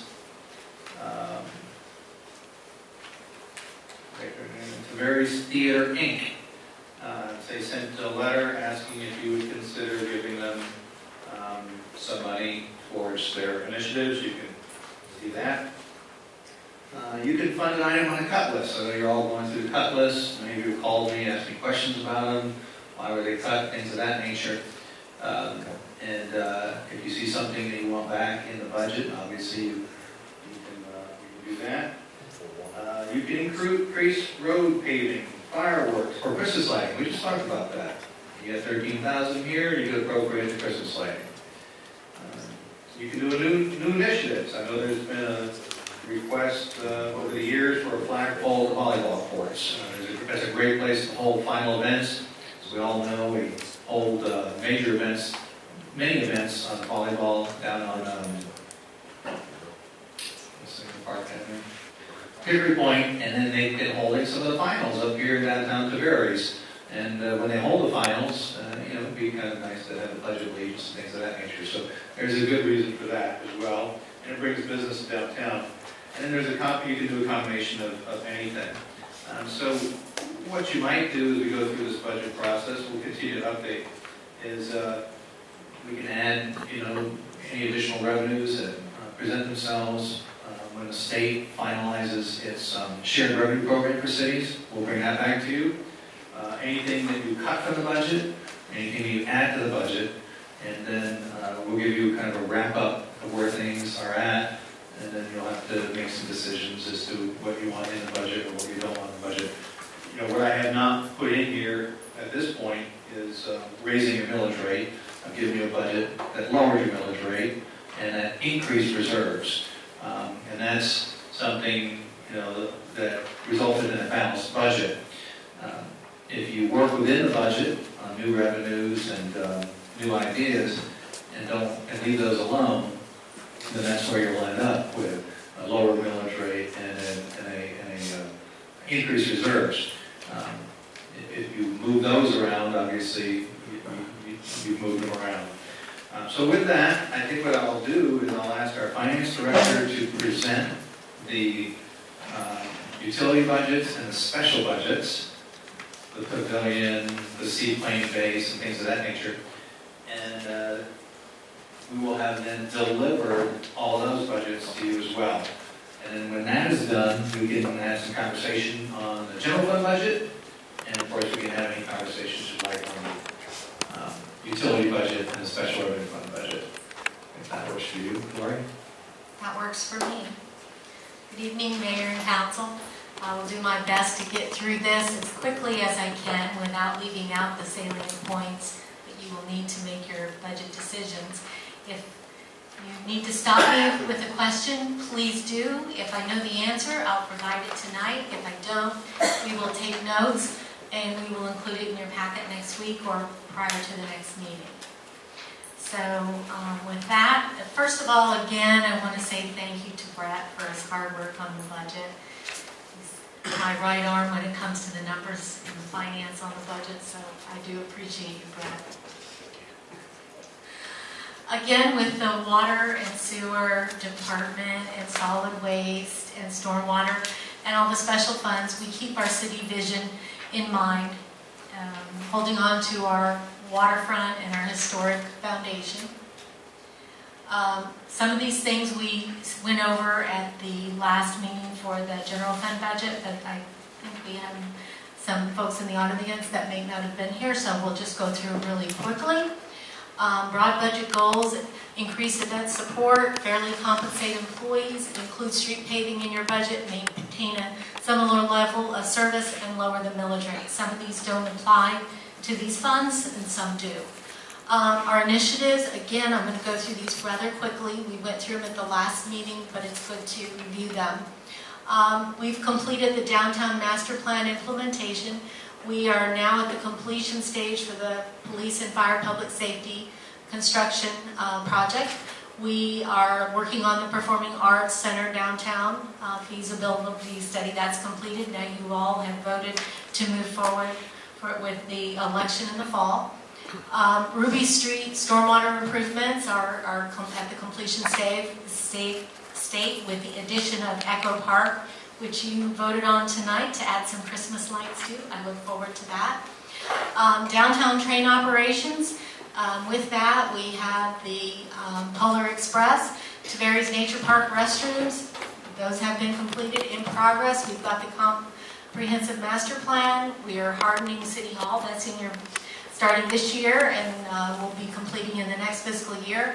New landscaping at the Chris Daniels Memorial Fountain, Performing Arts Center referendum, rebuild the seaplane base and marina docks, library expansion, paving of Swanee and Gary Streets and Camardi Alley. And a lot of these things we have grants in the queue for as well. Utility line expansion on Old 441, preliminary planning for Public Works facility. That's in your budget this year. What we've implemented: economic development for job growth and the community, downtown commercial space at near 100% occupancy, industrial park at near 100% occupancy of available space. Admin Health Waterman Emergency Department expansion has been completed, and they still have some additional projects over there they're working on. Expansion of the Jones Brothers Air and Sea commercial seaplane operation for the FA-1 seaplane base. I think you approved a new lease for that for the additional trailhead building. New businesses, we've had the Dobbs Commerce Park come to town, Mr. Car Wash, McDonald's, Lake Eye Associates, Cardiology Clinic, Central Florida Cardiology and Vascular Center. And I think Mike has a lot more in queue that will be coming in the coming year. We look forward to that. Again, the general fund, the population is important for the general fund, but in pushing out our services to our residents, but it's also important to the water and wastewater services. In pushing out those services, we need to know what our population is so that we can plan for the future for water capacity. Next. Utility accounts and historical trend. It's kind of nice to see a graphical look. You can see we've added, we're over the 8,000 mark on our utility accounts. Again, I want to emphasize that is not the number of meters in the ground. The number of the meters in the ground is a little over 10,000. That is the accounts that we bill for those meters. Again, this is just telling you some of the budget constraints and challenges for the utilities. Rising prices for fuel and other commodities. We want to maintain a similar level of service. We want to manage service levels within minimum staffing levels. We want to deliver service to this greater number of account holders. Again, water, 8,675, sewer, 8,129, storm water, 8,098. Not all locations have all services. Most locations do. Maintain a similar level of service. That means 3.75% pay adjustment for employees. That means some position changes in the water wastewater fund. There's a new full-time maintenance worker, construction inspector that is included in your budget. General liability insurance increases across the board. We budgeted 55%. Workers' compensation increase budgeted at 6%. Health insurance premium increases budgeted at 6.1%. I do want to say as we go through the budgeting process, and should that general liability number come down, we will bring those savings to you so that you will have that to work with. Preparing for the new year, as you can see, there's a lot of paper, a lot of numbers, a lot of crunching, a lot of days finding out how we can balance this budget for you. We'll go through some of our departments now on the proprietary side. First, we have the water, wastewater, reuse, and stormwater fund, which accounts for all the utility operations on a fee-for-service basis. I like quotes. Water is the driver of nature, and we are the ones to push that out to our residents. Okay, some of the services we provide within the utility departments: water treatment, distribution of that treated water for potable use and consumption or irrigation, sewer wastewater collection and sewer wastewater treatment, reuse water treatment, and then reuse water distribution. Reuse water, as you know, is a limited commodity in a certain sector of our city. Stormwater collection and stormwater treatment. Keeps places clean. Our new Echo Park is our stellar example of that. All departments extend assistance to all city residents, taxpayers, customers, visitors, citizens, and departments on demand. We implement the policies that you set to our citizens on an ethical and honest manner. Water, wastewater revenues. Last year, 2019, we budgeted $10,040,388. We bumped that up a little bit to $10,226,420. And as you can see, the largest components of your revenue in this fund is your wastewater fees and your water fees. And here's where you can take a look at where those revenue come from. 50% for water service and 45% for wastewater service. Transfers to the general fund. You saw this slide, a similar slide on the general fund presentation. This is on the water side. This shows you the transfers for transfer in lieu of tax to the general fund, and also transfers that are reimbursements for administrative costs. And then this slide shows the transfers for renewal and replacement and SRF debt service on an annual basis. And where do the dollars go? Expense appropriations by cost center. Wastewater treatment and water treatment are your two largest costs within your water, wastewater department. expenditure by type, personal services and operating expenditures are your two largest expenditures when you look at it by a category basis. Okay, we take a little break here. This person thought they were going to get running water in their hotel room. They got it. Okay, water services. The department maintains city wells. It maintains the city consumptive use permit to meet that growing demand with that changing population. Treats water for potable consumption and potable irrigation. Distributes treated water to the customers through the citywide distribution system. Provides potable water on demand 24 hours a day, 7 days a week, 365 days a year. Our phones are always on, our water is always running, we're plugged in for our customers, your customers. Water department, this is looking at the expenditure side of it. As you can see, we have $3,326,587 budgeted for treatment and $1,130,663 budgeted for distribution.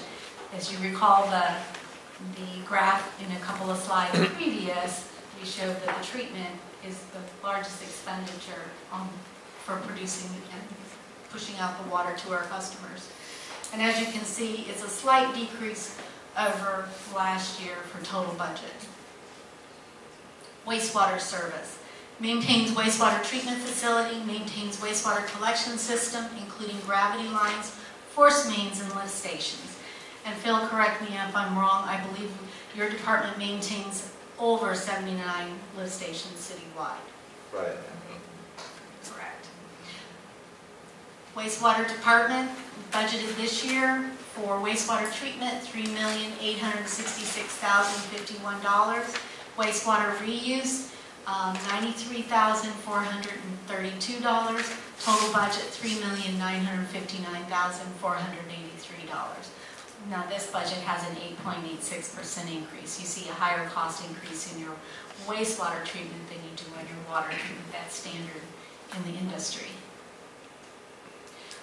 Also on some of these slides, if you take a notice, Brett has listed some of the salient capital expenditures that are listed for those departments. This year we don't have a large number of capital expenditures, but we have some that are needed to replace certain components within the system. Wastewater and lab collection, total budget of $5,233,622. Wastewater collection $1,401,109, and wastewater lab $408,578. And I think that total $5 million, that's the total wastewater, the previous slide and the current slide. Stormwater services, plans and maintains system to manage stormwater, collects stormwater runoff, treats the stormwater, maintains the system, collection pipes, collection ponds, baffle boxes, storm drains, and cleans the city streets. Every week you'll see that sweeper out. That keeps the things out of the stormwater system. Provides the collection, again, 365 days a year, 24 hours a day, 7 days a week. These people thought when stormwater isn't collected, you might have an aquarium outside your window. Okay, stormwater revenues. Last year we budgeted $1,279,840. This year $1,510,905. There is a slight, every year there's a slight increase in your stormwater revenue. This year it stops. There's no additional increases beyond this year. But I do want to say that last year the revenues were estimated a little lower, and when we bring our amendment back for the current year budget, you'll see that we'll increase that revenue for you in the adjustments. Stormwater collection, budgeted $1,510,905. And as you see this year, there's a transfer to the SRF fund. That's for the new project, the Ruby Street project. You didn't see that in last year's budget.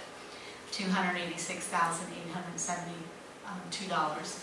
And there's a few items, as you can see, that are proposed in this year's budget. Stormwater category by expense. You've got personal services at 21%. You've got operating at 22%. Capital is 14% this year. Debt, transfers to debt, 19%. That's the portion that you didn't see last year. Now we move on to solid waste. Solid waste collects residential waste. We provide 2 pickups per year. Collects residential yard waste, 1 pickup per week. Collects residential bulk waste, 4 pickups per year per household. Custom service for disabled residents and customers, provides collection of residential recycled material, collects non-dumpster commercial waste, that's the blue cans that you see, provides for dumpster collection of commercial waste customized to business needs, provides collection measures for bear activity. We do have some subdivisions in the community that sees a bear on a quite often basis. John and I have run across that a few times. Monitors commercial accounts to ensure cost savings adjustments are made when needed. Revenues on the solid waste is estimated this year at $11,729,774. That's quite a bit of an increase over prior year, and that is because in the budget we have included debt proceeds of $8,400,000 for the new public works facility. The operating expense, again, $11,729,000, where the largest portion is your capital. We've included the cost for the debt proceeds for the public works facility. And again, there's a few minor capital items that are also included in that budget. Your largest cost in this department would be your operating and your collection cost for your revenues. Solid waste category, but expense by category. Again, this year you've got that capital public works facility, 72%, operating 13%, personal services 5%. We can, if you need, when we have our one-on-one meetings with you, we'll give you those numbers without that debt service so that you can see the comparison last year to the current year. We love quotes in finance. We like to stay positive. A pessimist sees the difficulty in every opportunity. An optimist sees the opportunity in every difficulty. Winston Churchill. Now we move on to Taveri Seaplane Base. What do? Airport operations. They have a flight ramp and fuel. Marina operations, boat docks, slips, and fuel. They've got temporary docks that they're working with now until the build-out is complete from the Irma storm. Prop shop operations, fuel sales and maintains inventory. Merchandise sales and maintains inventory for same. Boat slip rentals and management, of course, that's on hold until we are completed with the rebuild. Splash park operations, including gazebo rental and party event activities. They do the park maintenance over there, grounds, facilities, flight ramp, and marina slips. And we just pretty proud of that, FA1.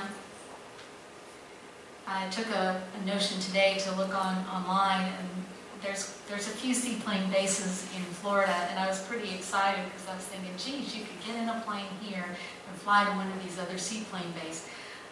They're all, you could be connected in just one quick flight. All right, seaplane base revenues, where do the dollars come from? Last year we budgeted $729,661. Of course, this year we decreased that to $701,679. Largest component of your revenue is your contribution from general fund and your contribution from the TIP fund. Seaplane base operations, estimated at $485,559. Your personal services and your operating costs are pretty close together.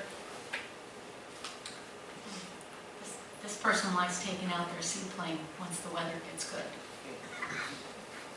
Splash park operations increased 9.1%. Last year it was $77,182. This year $84,257. The change there is we're going to be making some improvements to that splash park pad. Park maintenance. Last year we budgeted $162,146. This year we budgeted $131,863. I took a look at that. There were some maintenance items that we did last year that we don't have to do this year, the reason for the decrease. A graphical look at the seaplane base expenditures. If you look at it by the department, you can see airport operations is about 69% of the budget. If you look at it by category, operating and personal services are pretty neck and neck. And then our final operating fund is the Pavilion Fund. What does the Pavilion Fund do? They schedule our facility for conference events, training events, workshop events, community events, special occasions, weddings, all kinds of different get-togethers. Pavilion rentals are by hour, by day, by room, by floor, and by facility. They also rent the pier. They provide oversight for catering and coordination of the same, and facility setup and facility maintenance. Our revenues are budgeted this year at $667,141. Last year, $626,110, up about 6%. The contributions from the general fund are $214,779. And I want to go over why the revenue we think has decreased this year. We saw some decrease due to cancellations due to the hurricane. When Irma happened, we saw a little decline. Now we're seeing it going back up. But us being the conservative budgeteers that we are, we wanted to budget on the conservative side. And should we see an increase, we will definitely bring that back to you. Wedding suit. I guess you said welding suit. Okay, Pavilion on the Lake operations. We budgeted, again, it's a balanced budget, $667,141. Your largest component of the budget is your personal services, and then you debt service for the building facility and operations. Pavilion revenues by source. If you look at rentals as your largest component, pavilion expense by category, of course, your personal services are your largest component. Now, a quick overview of other funds, and if you should have questions on these when we meet one-on-one, we'll be calling you tomorrow to set up some appointments for those of you that would like to meet, and we can give you more information on these individual funds if you like. We have the Community Redevelopment TIP Fund. That's budgeted at $337,337. We have CRA special events of $182,110. Those are detailed out in your budget book. Supports for the seaplane base, which you saw in the seaplane base budget, $115,227.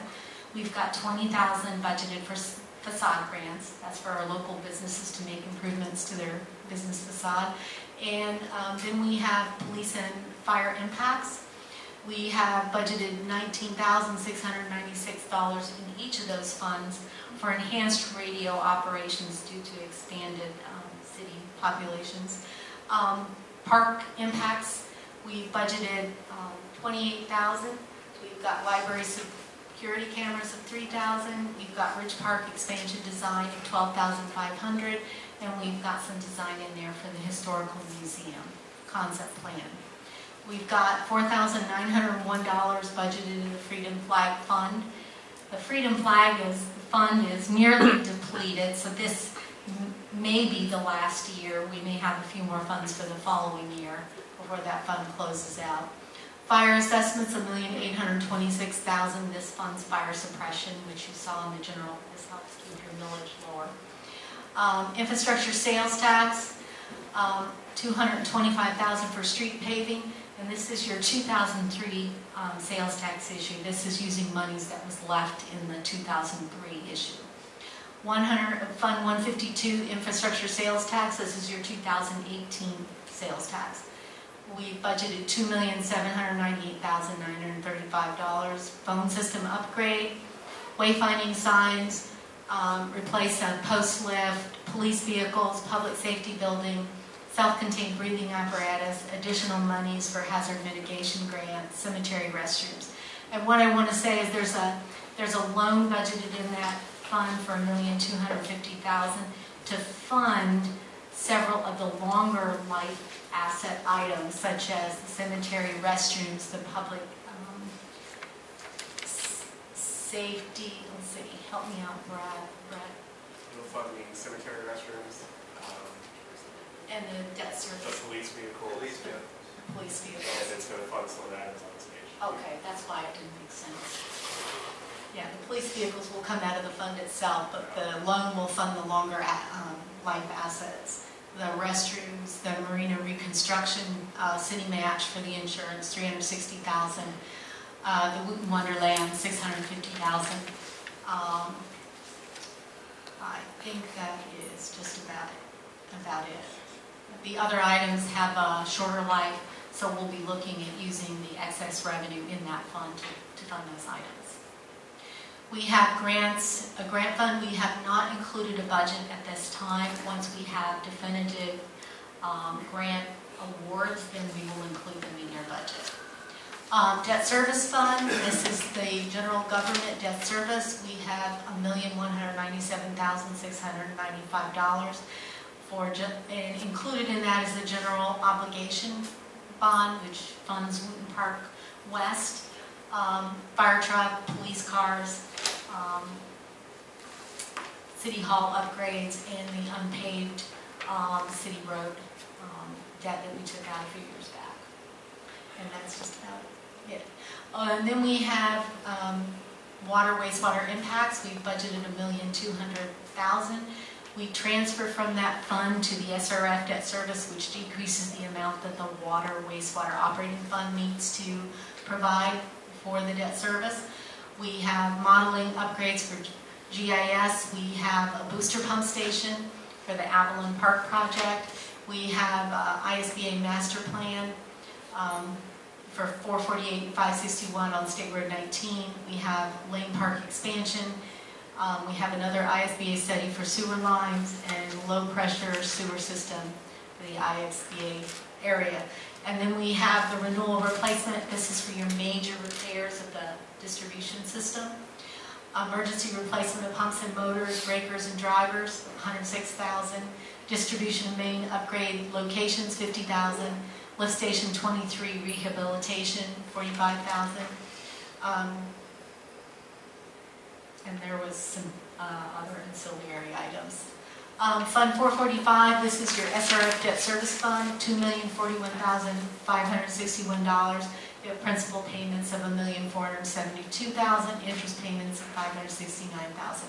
What does that debt service cover? Wastewater plant expansion out on Woodlea Road, water treatment plant upgrades. That was in conjunction with an ARA loan, so we were able to leverage the dollars there. Reuse pre-construction loan, a water reuse phase 1, our water reuse phase 2 and 3, CRA water rehabilitation that we did in the downtown area a few years back, as well as the CRA wastewater rehabilitation, and then the downtown stormwater project. And I think that concludes that. I ran through that a little quickly, but if you have any questions, just let me know, and we can cover anything that you like when we meet one-on-one, if that is something that you would like to do. Okay, before we go to questions, just a reminder, in your budget books, you have the line item budgets. So there's backup for everything you just saw up there, right down to the line items and then the description of each one. Finance will be contacting each of you for your one-on-one meetings, which we'll schedule around your schedule to go over all these funds as well as the other funds. And with that, our next budget workshop is the 24th. 24th to set the maximum tentative mill. Which is next week. Yeah, so that's the one special meeting we're having on the budget next week, the 24th, to set the tentative maximum millage rate for the general fund. Then that will go out on that's the rate that will go out on the trend. Right. Okay, so with that, back to you for questions, and those that we can't answer, we're going to go back and research, like we did for Vance's questions, and we'll bring back those answers. Those we can answer, we'll answer today. Thank you, Ms. Houghton. Open up for council questions.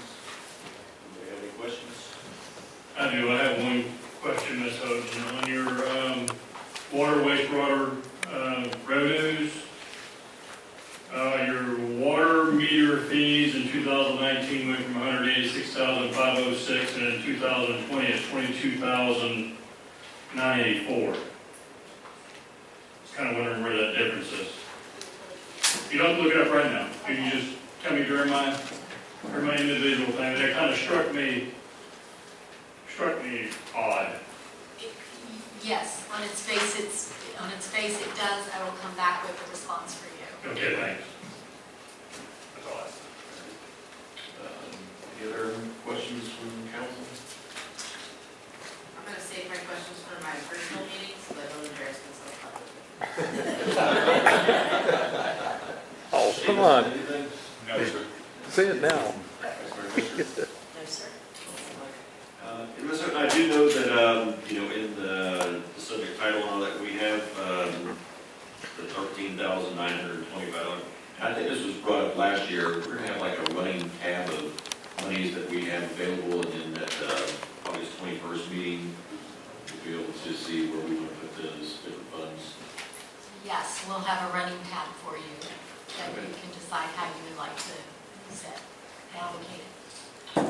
Well, thank you very much. All right, well, that concludes that, so we're going to go on to new business. Any new business? Twice. I had something I wanted to bring up with you guys just to discuss it with you. Mr. Drury and I had to turn on your mic. Mr. Drury and I were talking about, folks are starting to collect off of, what I call it the sand dollar. What's the name of that place? Kahlua Sandbar. Kahlua Sandbar. So we had talked before, and we actually went and took a little field trip about putting out maybe like a mooring buoy is what I would call it, but truly it's going to be more like a pylon with a topper, but like a big giant seaplane. I thought it would be a good way with like lights, and it would be pretty, but folks could just kind of, as they were discussing stuff like this, they could say to themselves, like, hey, let's just meet at the seaplane. And the boating community would kind of know that, just to give folks something to do when they're out on Lake Dora. You kind of go through the Dora Canal and come back through the Dora Canal, and you can quickly run out of things to do.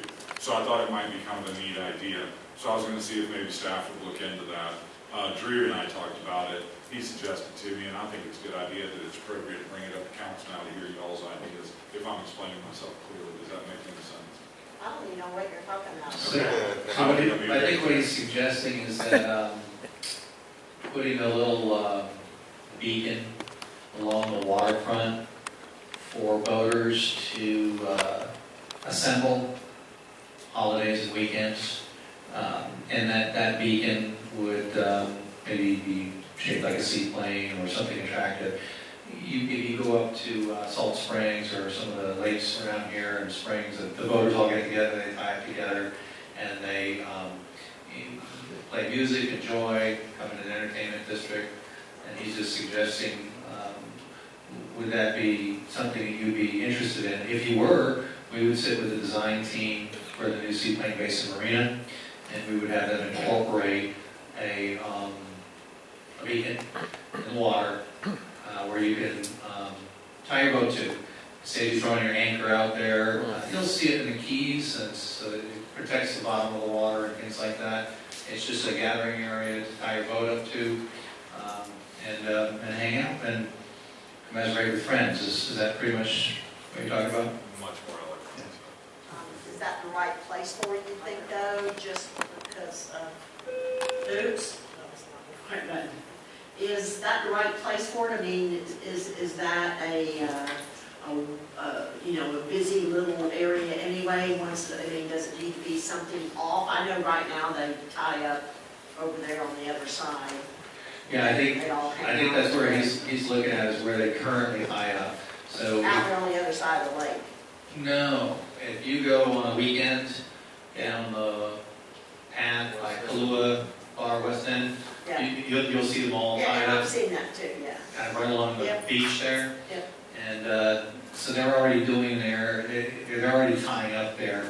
And the question is, would you be comfortable with making it more prominent as a legitimate place to come to tie up to, since they're already tying up there, and making it a little different by adding a seaplane topper to the pilot. So it's a twofold question. One, we want to have something where it's easy to identify where Sperry's is on the lake from across the lake, like they have a lighthouse in Arcora. And second, is that going to work in with all of the docks we're putting in, people pull up to? Yeah, that's what I was talking about. Yeah, we would incorporate it into the design. Like if you said move forward with this, it sounds like a great idea. We would talk to our design team, Haskell, and they would incorporate this into it. And there'd be a cost that I need to bring back to you.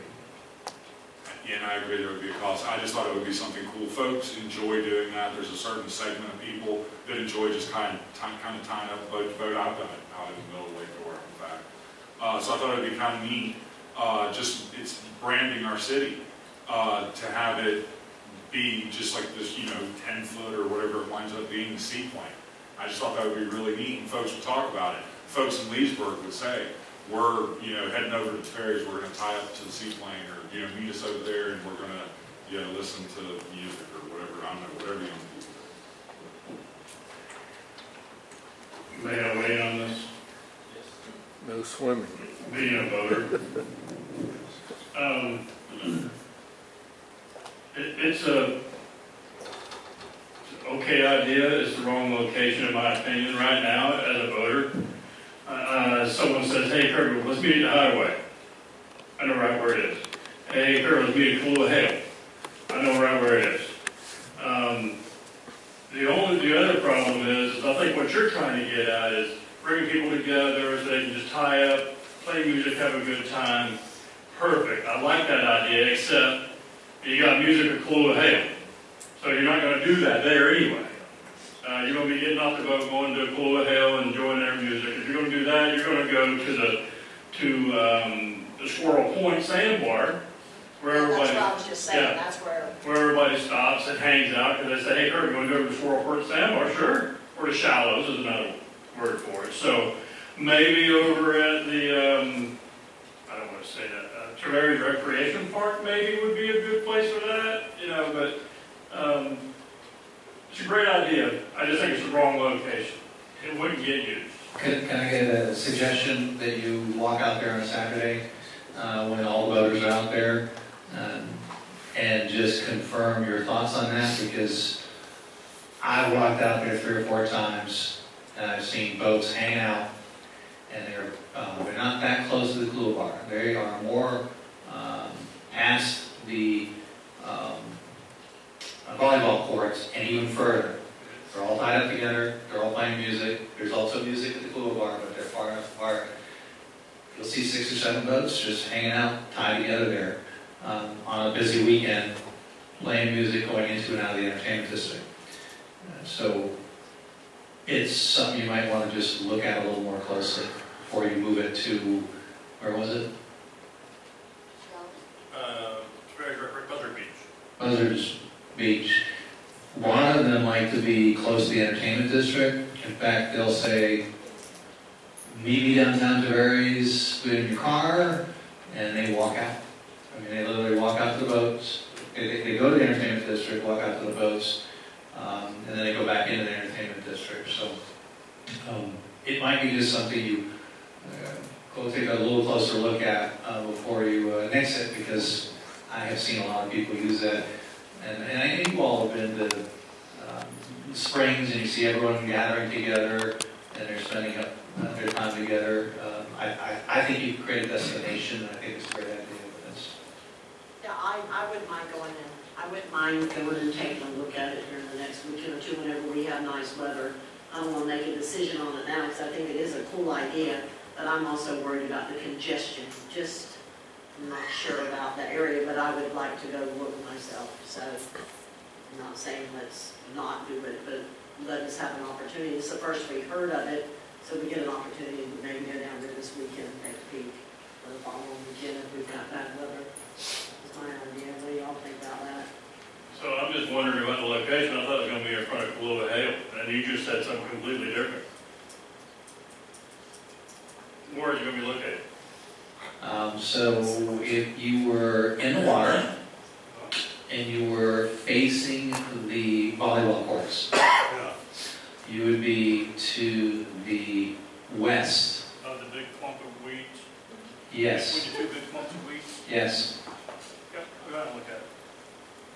Can we table this idea and bring it back after we've all had time to think Yeah. about it? Yeah, It's just absolutely, yeah. new business, so, yeah, just, look at it, find out what the cost is gonna be, so. All right. Take a look at it, we'll bring it back under a regularly scheduled item now that we've had a chance to talk about it. And sounds like there's some interest and you just want more information. Any other new business? Or any old business? We're going to move on to historical perspective, tab 11, various historical society. Ms. Burley.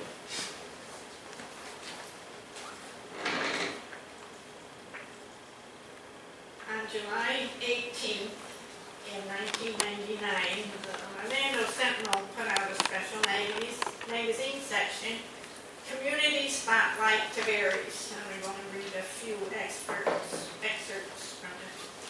Mayor Brenda von Hartmann said, although growing, Tavares will always be a sleepy town, but one that provides amenities and top-notch services to its residents. She said one of the biggest achievements in the past year was the library expansion, which more than doubled the library to 9,000 square feet. The expansion cost $800,000, but was offset by a $400,000 state grant. Tavares is also continuing to make its lakefront more attractive and inviting. In June, the city spent $39,000 on landscaping the areas with trees and flowers and on a new irrigation system. This month, the city will kick off a project to move and replace the boat ramp at the end of Rockingham and replace the restroom and pavilion. Additional benches and trash receptacles are also planned. The city has a $100,000 state grant to help with the ramp and other improvements, including removing the tennis courts and building new ones at Esops Park.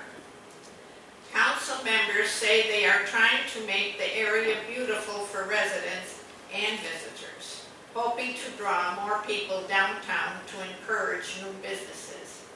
With the exception of Muscles Plus Gym, that was across the street, and Nationwide Publishing moving in last year, the same handful of business occupy the downtown area. However, the city recently lured an Orlando industry and its 75 jobs close to County Road 561. Building permits have been steady. We issued 86 permits in 1998. 52 of those were for single-family homes and 11 were for commercial. Von Hartmann said activity along the city's southern corridor has expedited discussions about either a fire substation in the south or building a more centrally located main fire department. On the police front, the city's police chief, Nord Thomas, resigned in April when it became apparent that his and the city administrator, Keating's management styles were not going to mesh. Earlier this month, Keating hired Benjamin Carroll, 39, a former Altamont Springs police lieutenant, to succeed Thomas. Before that, Lake County's Captain Chris Daniels was running things. You may recall that at the last meeting, I spoke on symbols of hate, the Confederate statue, Betsy Ross flag, and what was coming next. Washington. Well, in the Sunday paper following the meeting was this article.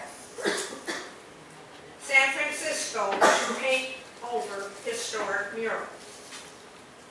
This mural was 83 years old, has 13 panels, and it was painted by a foremost muralist of that time. It depicted George Washington's life. Opposition emerged in recent years amid protests in the South of the statues of Confederate heroes. Symbols of hate. What's next?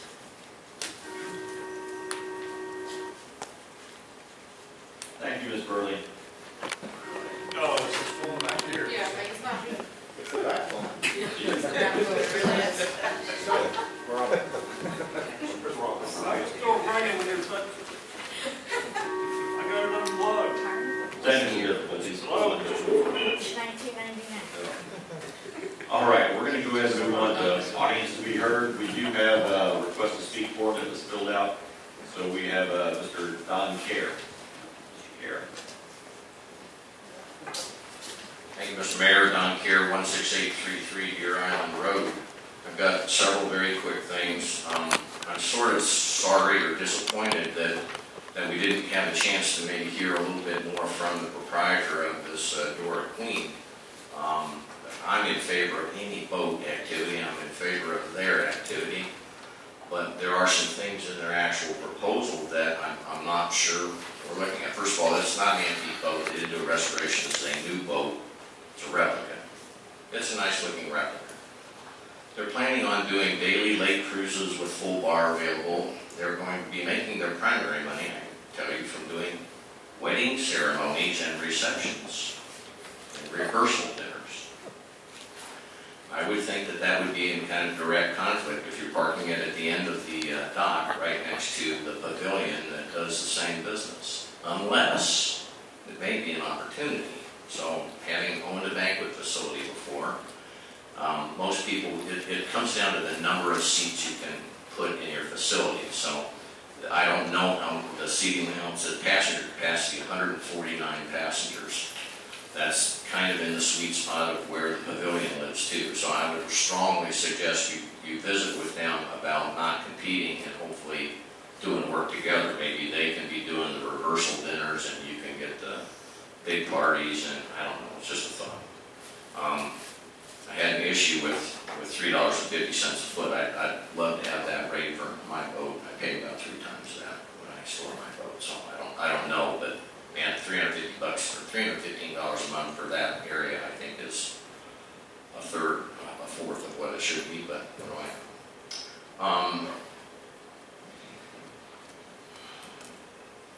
I want to switch the boating topic for a minute to the ACBS at Sunland. I kind of think we've missed some opportunities with that group.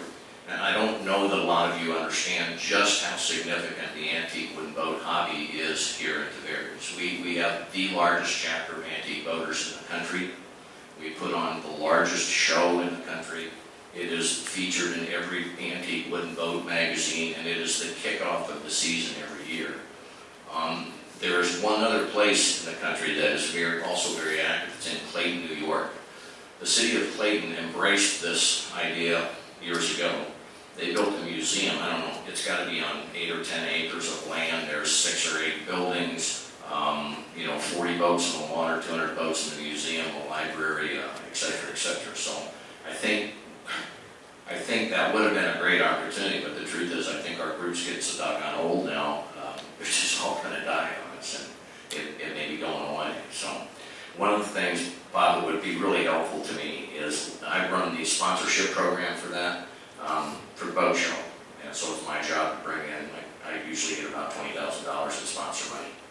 Last year, I couldn't go out and sell the sponsor program because I kept waiting for the commitment that the city was going to have docks. We were literally less than 6 weeks away from the show before I finally got a written commitment. And I had multiple people that said, I can't plan to be there in that short a time. They needed a commitment ahead of time. So if we could work on that this year, I would really appreciate that. And finally, the topic I wanted to talk about ties in with the history report from 1999. They built 56 homes, single-family homes in 1999. So in the last 3 days, I've probably gone through 2 tanks of gas, just driving around Tavares and seeing what the current development status is in Tavares. And I'm scared to death. I'm not prepared to fully address that right now, but I do want to come back to the council at a later date when I've got some facts and figures for you. But we are growing homes at an exponential rate, and some of that's healthy and some of it I don't feel is. So that's it. Thank you very much. Appreciate your comments. Anyone else like to speak? Well, thank you. Oh, I'm sorry. I'm sorry. I had another request to speak for him. I apologize. We're going to have Ms. Ayton come forward. Sorry. Do your exercise. My name is Diana Eaton at 714 North St. Clair Abrams Avenue in Tavares. I just want to commend the Public Works James Dillon and his department on keeping me informed. I've been updated with information that I'll be having my back alleyway soon, and you won't have to hear me talking about it anymore. But I just wanted to also bring up that being that I'm on St. Clair Abrams, and being that it's the main gateway on the residential side into downtown, and we're talking about all these improvements into the downtown area in our branding, and we talk about new business. I like to see, since the city is our HOA, to keep it all clean and beautified, seeing some improvements into the downtown residential side. Every time I drive by there, I hear from the residents, not only the back alleyways, but just it needs to be brought up to standards. Lighting. We've got families moving in downtown that, like you said, there's a lot of building going on. People we're generating so much downtown that we need improvements into the residential side. We need to be heard. We need lighting. The dog parks. So I've got friends that are moving into the area with dogs. That needs improvement. But I just want to say thank you so much. Thanks again. Thank you, Ms. Hayden. Ms. Weedis was wanting to speak.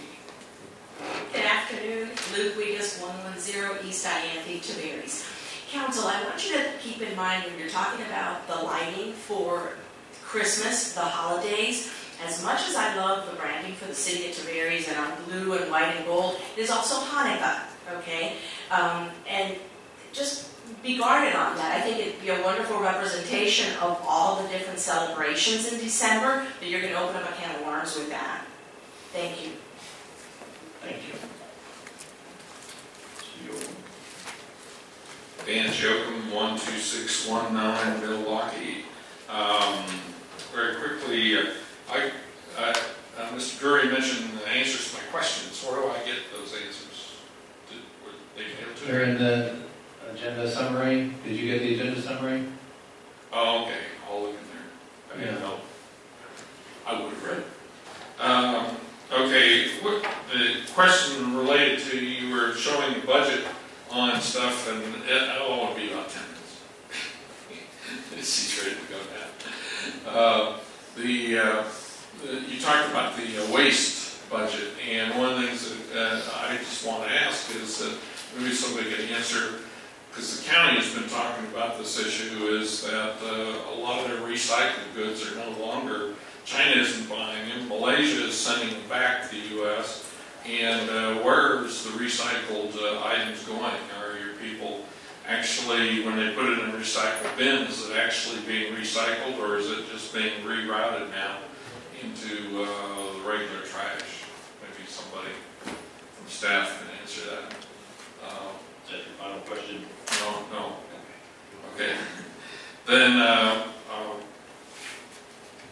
I'll skip budgeting and talk to them later. The pavilion, from what I grasped real quickly, it looks like it says a transfer from the general fund of over $200,000 subsidy.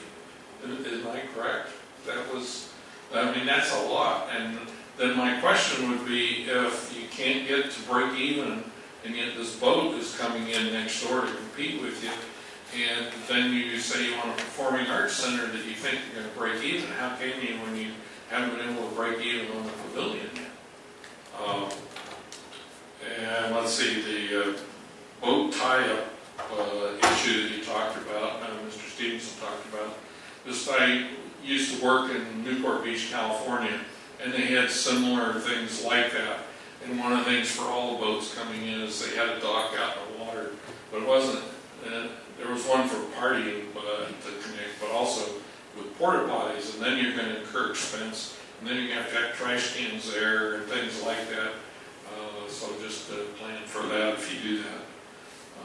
And then just one last thing, just as a note of interest, the CFO for the school board gave a very good presentation to the county board on school funding and how it compares to what's coming from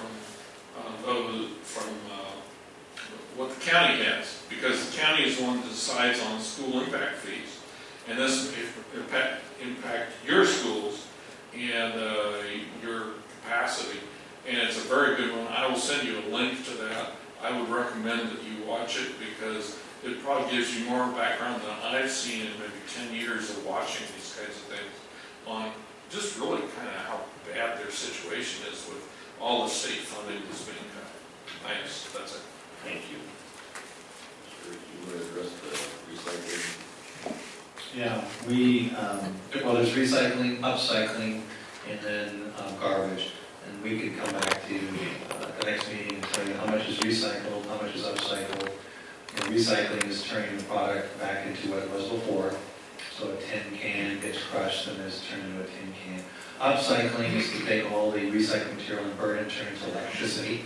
There's a lot of that going on. And I think his question is, are you recycling, upcycling, or throwing it away? We can certainly give you a report on that. How far we are from breaking even, I think we're 25,000 operational break even. But we'll give you back a report on that as far as where the break even is. That does not include the debt service fund. So there's, the goal's always been to break even operationally. And then the debt service fund was part of the whole renovation for the marina, the Woodland Park, and all of that. So we give you a breakdown of that. Oh, there are restrooms right next to his area that he was mentioning, walking distance. We just built them not too long ago. So you can pull your boat up there and hop off your boat and go to the bathrooms that are kind of like right there. And then upgrading St. Clair Abrams in front of your house. Yes. We're upgrading the back of the house with the brick alleyways. But I think you brought that point up a couple times before. It's a great idea. It's a major corridor. It's a wide corridor. And certainly I think the council needs to think about St. Clair Abrams and St. Clair Abrams. And there's Sinclair as your two corridors coming in. And putting together a team, maybe a Horizon team, to take a look at that and come up with some ideas on that, right? Absolutely. And you're I'm on that team, right? working on it, right? That is correct. And We're you're, on that team. yeah, That's correct. so that is moving forward. I think once they come up with a design on the width of the sidewalks, the irrigation and landscaping area, the lighting that goes down there, you're going to see proposals through the budgeting process to go ahead and design all of that. So it's being worked on. I guess those are the notes I had. And we'll follow up on those other questions. We'll go ahead and move on to reports. Well, you've got my list of meetings that are coming up. I think the most important one that you'll need to be on your calendar is July 24th, 4 p.m. Set the tentative maximum millage rate here on the general fund. That's all I have. Mr. Novak. Nothing, Mayor. Mr. Reed. Mr. Reed. Mr. Dillon. Nothing, Mayor. Thank you. Mr. Clark. Happy Wednesday. Ms. Lewis. Chief. Nothing, Mayor. Thank you.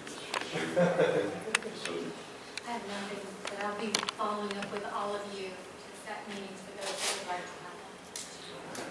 thank you. All right, we're going to go ahead and move on to, excuse me, council reports. Ms. August. I had a great time at the 4th of July parade, judging at the end, all the extravaganza afterward, Ms. Rogers isn't here, so I'll have to tell it to you. And thank you to everybody else who worked on it. Mr. Smith. Well, Tamara Stratton did a great job for July, but it's really everybody in the city of Tiberi, so it was absolutely fantastic. As far as July 24th, when we're setting the maximum millage rate, tentative maximum millage rate, is that how you say it? We're good where we are. We don't need to go any higher. I won't be here. I'm on vacation. It's perfect right where it is. We don't need to go up. We don't need to go anywhere. We're just right there. Awesome. Let me, if you both are gonna be gone next week, Yeah, you'll have will the you three. be 3 person, that's enough for a quorum to, Yes. okay. We don't want to have a meeting if there's not enough people. Okay. Sorry, Kirby. So you three. The minute. July is fantastic. Today, wouldn't believe it. Today is National Hot Dog Day. So go out and get a hot, I don't know why 4th of July is not, but go out and get you a hot dog. And on this day, in 1955, the happiest place on earth in California opened for the first time, Disneyland. That's all I have, Mayor.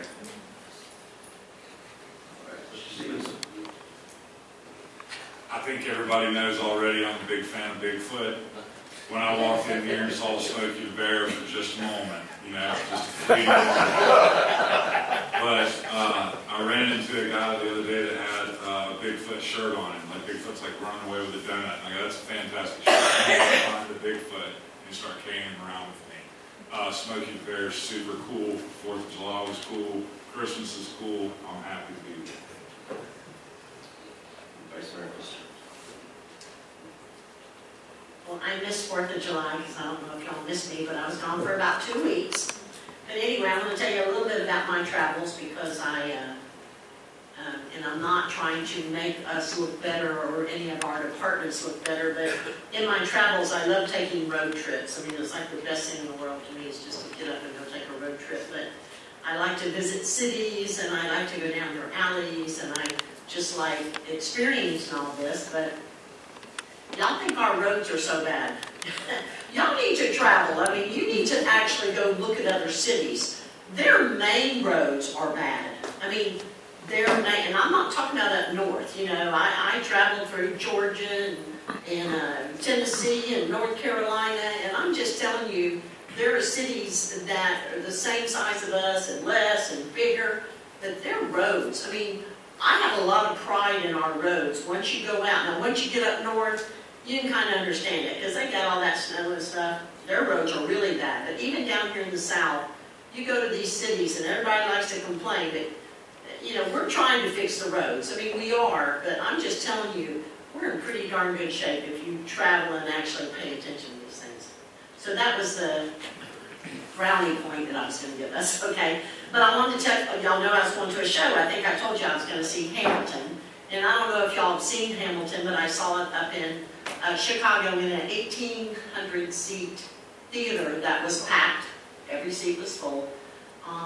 But Hamilton, have y'all seen it? Has anybody here seen it? Well, it starts out, I'm not going to tell you about it because I want you to see it, but it was a musical, so it was more to me like an operetta. I mean, it wasn't opera music, but, even an operetta is not exactly opera music, but it was kind of like rap music. And it started out, I'm like, what am I sitting here listening to? But as it got going, it was very good. It's probably one of the better presentations I had ever been to. So really good. So if you get a chance to go see Hamilton, please do. It was worth every penny of the most expensive tickets I think I had ever paid for, but it was worth it. It truly was. And it looked like everyone there had a wonderful time. So I'm just kind of plugging in the performing arts a little bit, because it is pretty darn special. And if you like to go to performing arts, you would understand that a little better. But other than that, I made it back safely. I do want y'all to know this, though. In North Carolina, it was 92 degrees, and before the sun set, it was 62 degrees. And I'm thinking, I might become a hillbilly one of these days, because that was very, very nice. And it was 92, and the sun wouldn't even set, and it was all the way down to 62. So beautiful weather in North Carolina. But anyway, I want to thank all y'all for coming in and giving all your input. I tell y'all this every once in a while, because we couldn't do this without y'all, and we don't know how to represent you unless you get up and tell us. So thank you. And with that, Mayor, I'm done. Thank you. And we missed you. We knew you were gone. But I'm glad to have you back. Once again, I just want to thank Ms. Hogan and Brett and the rest of the finance department for a wonderful budget. Yeah, a lot of great stuff in there, and unfortunately, I will not be here at the next meeting as well. And yeah, I'm happy where the millage rate is right now, so hopefully we all can keep it there. Just thank you very much for all you do. And the 4th of July, yeah, it was great. Wish Cameron was here to tell her, but yeah, it's a team effort. I look around and see all the department heads and staff that are here, and either they participated or they were there. So that's what Team Tavares does. So it was a great celebration. And, also the comp plan workshop, I think that was successful. That was a couple weeks ago. So thank you, Mike, for putting that together. And I really don't have anything else. Just thank you all very much for coming out, and we will look forward to seeing you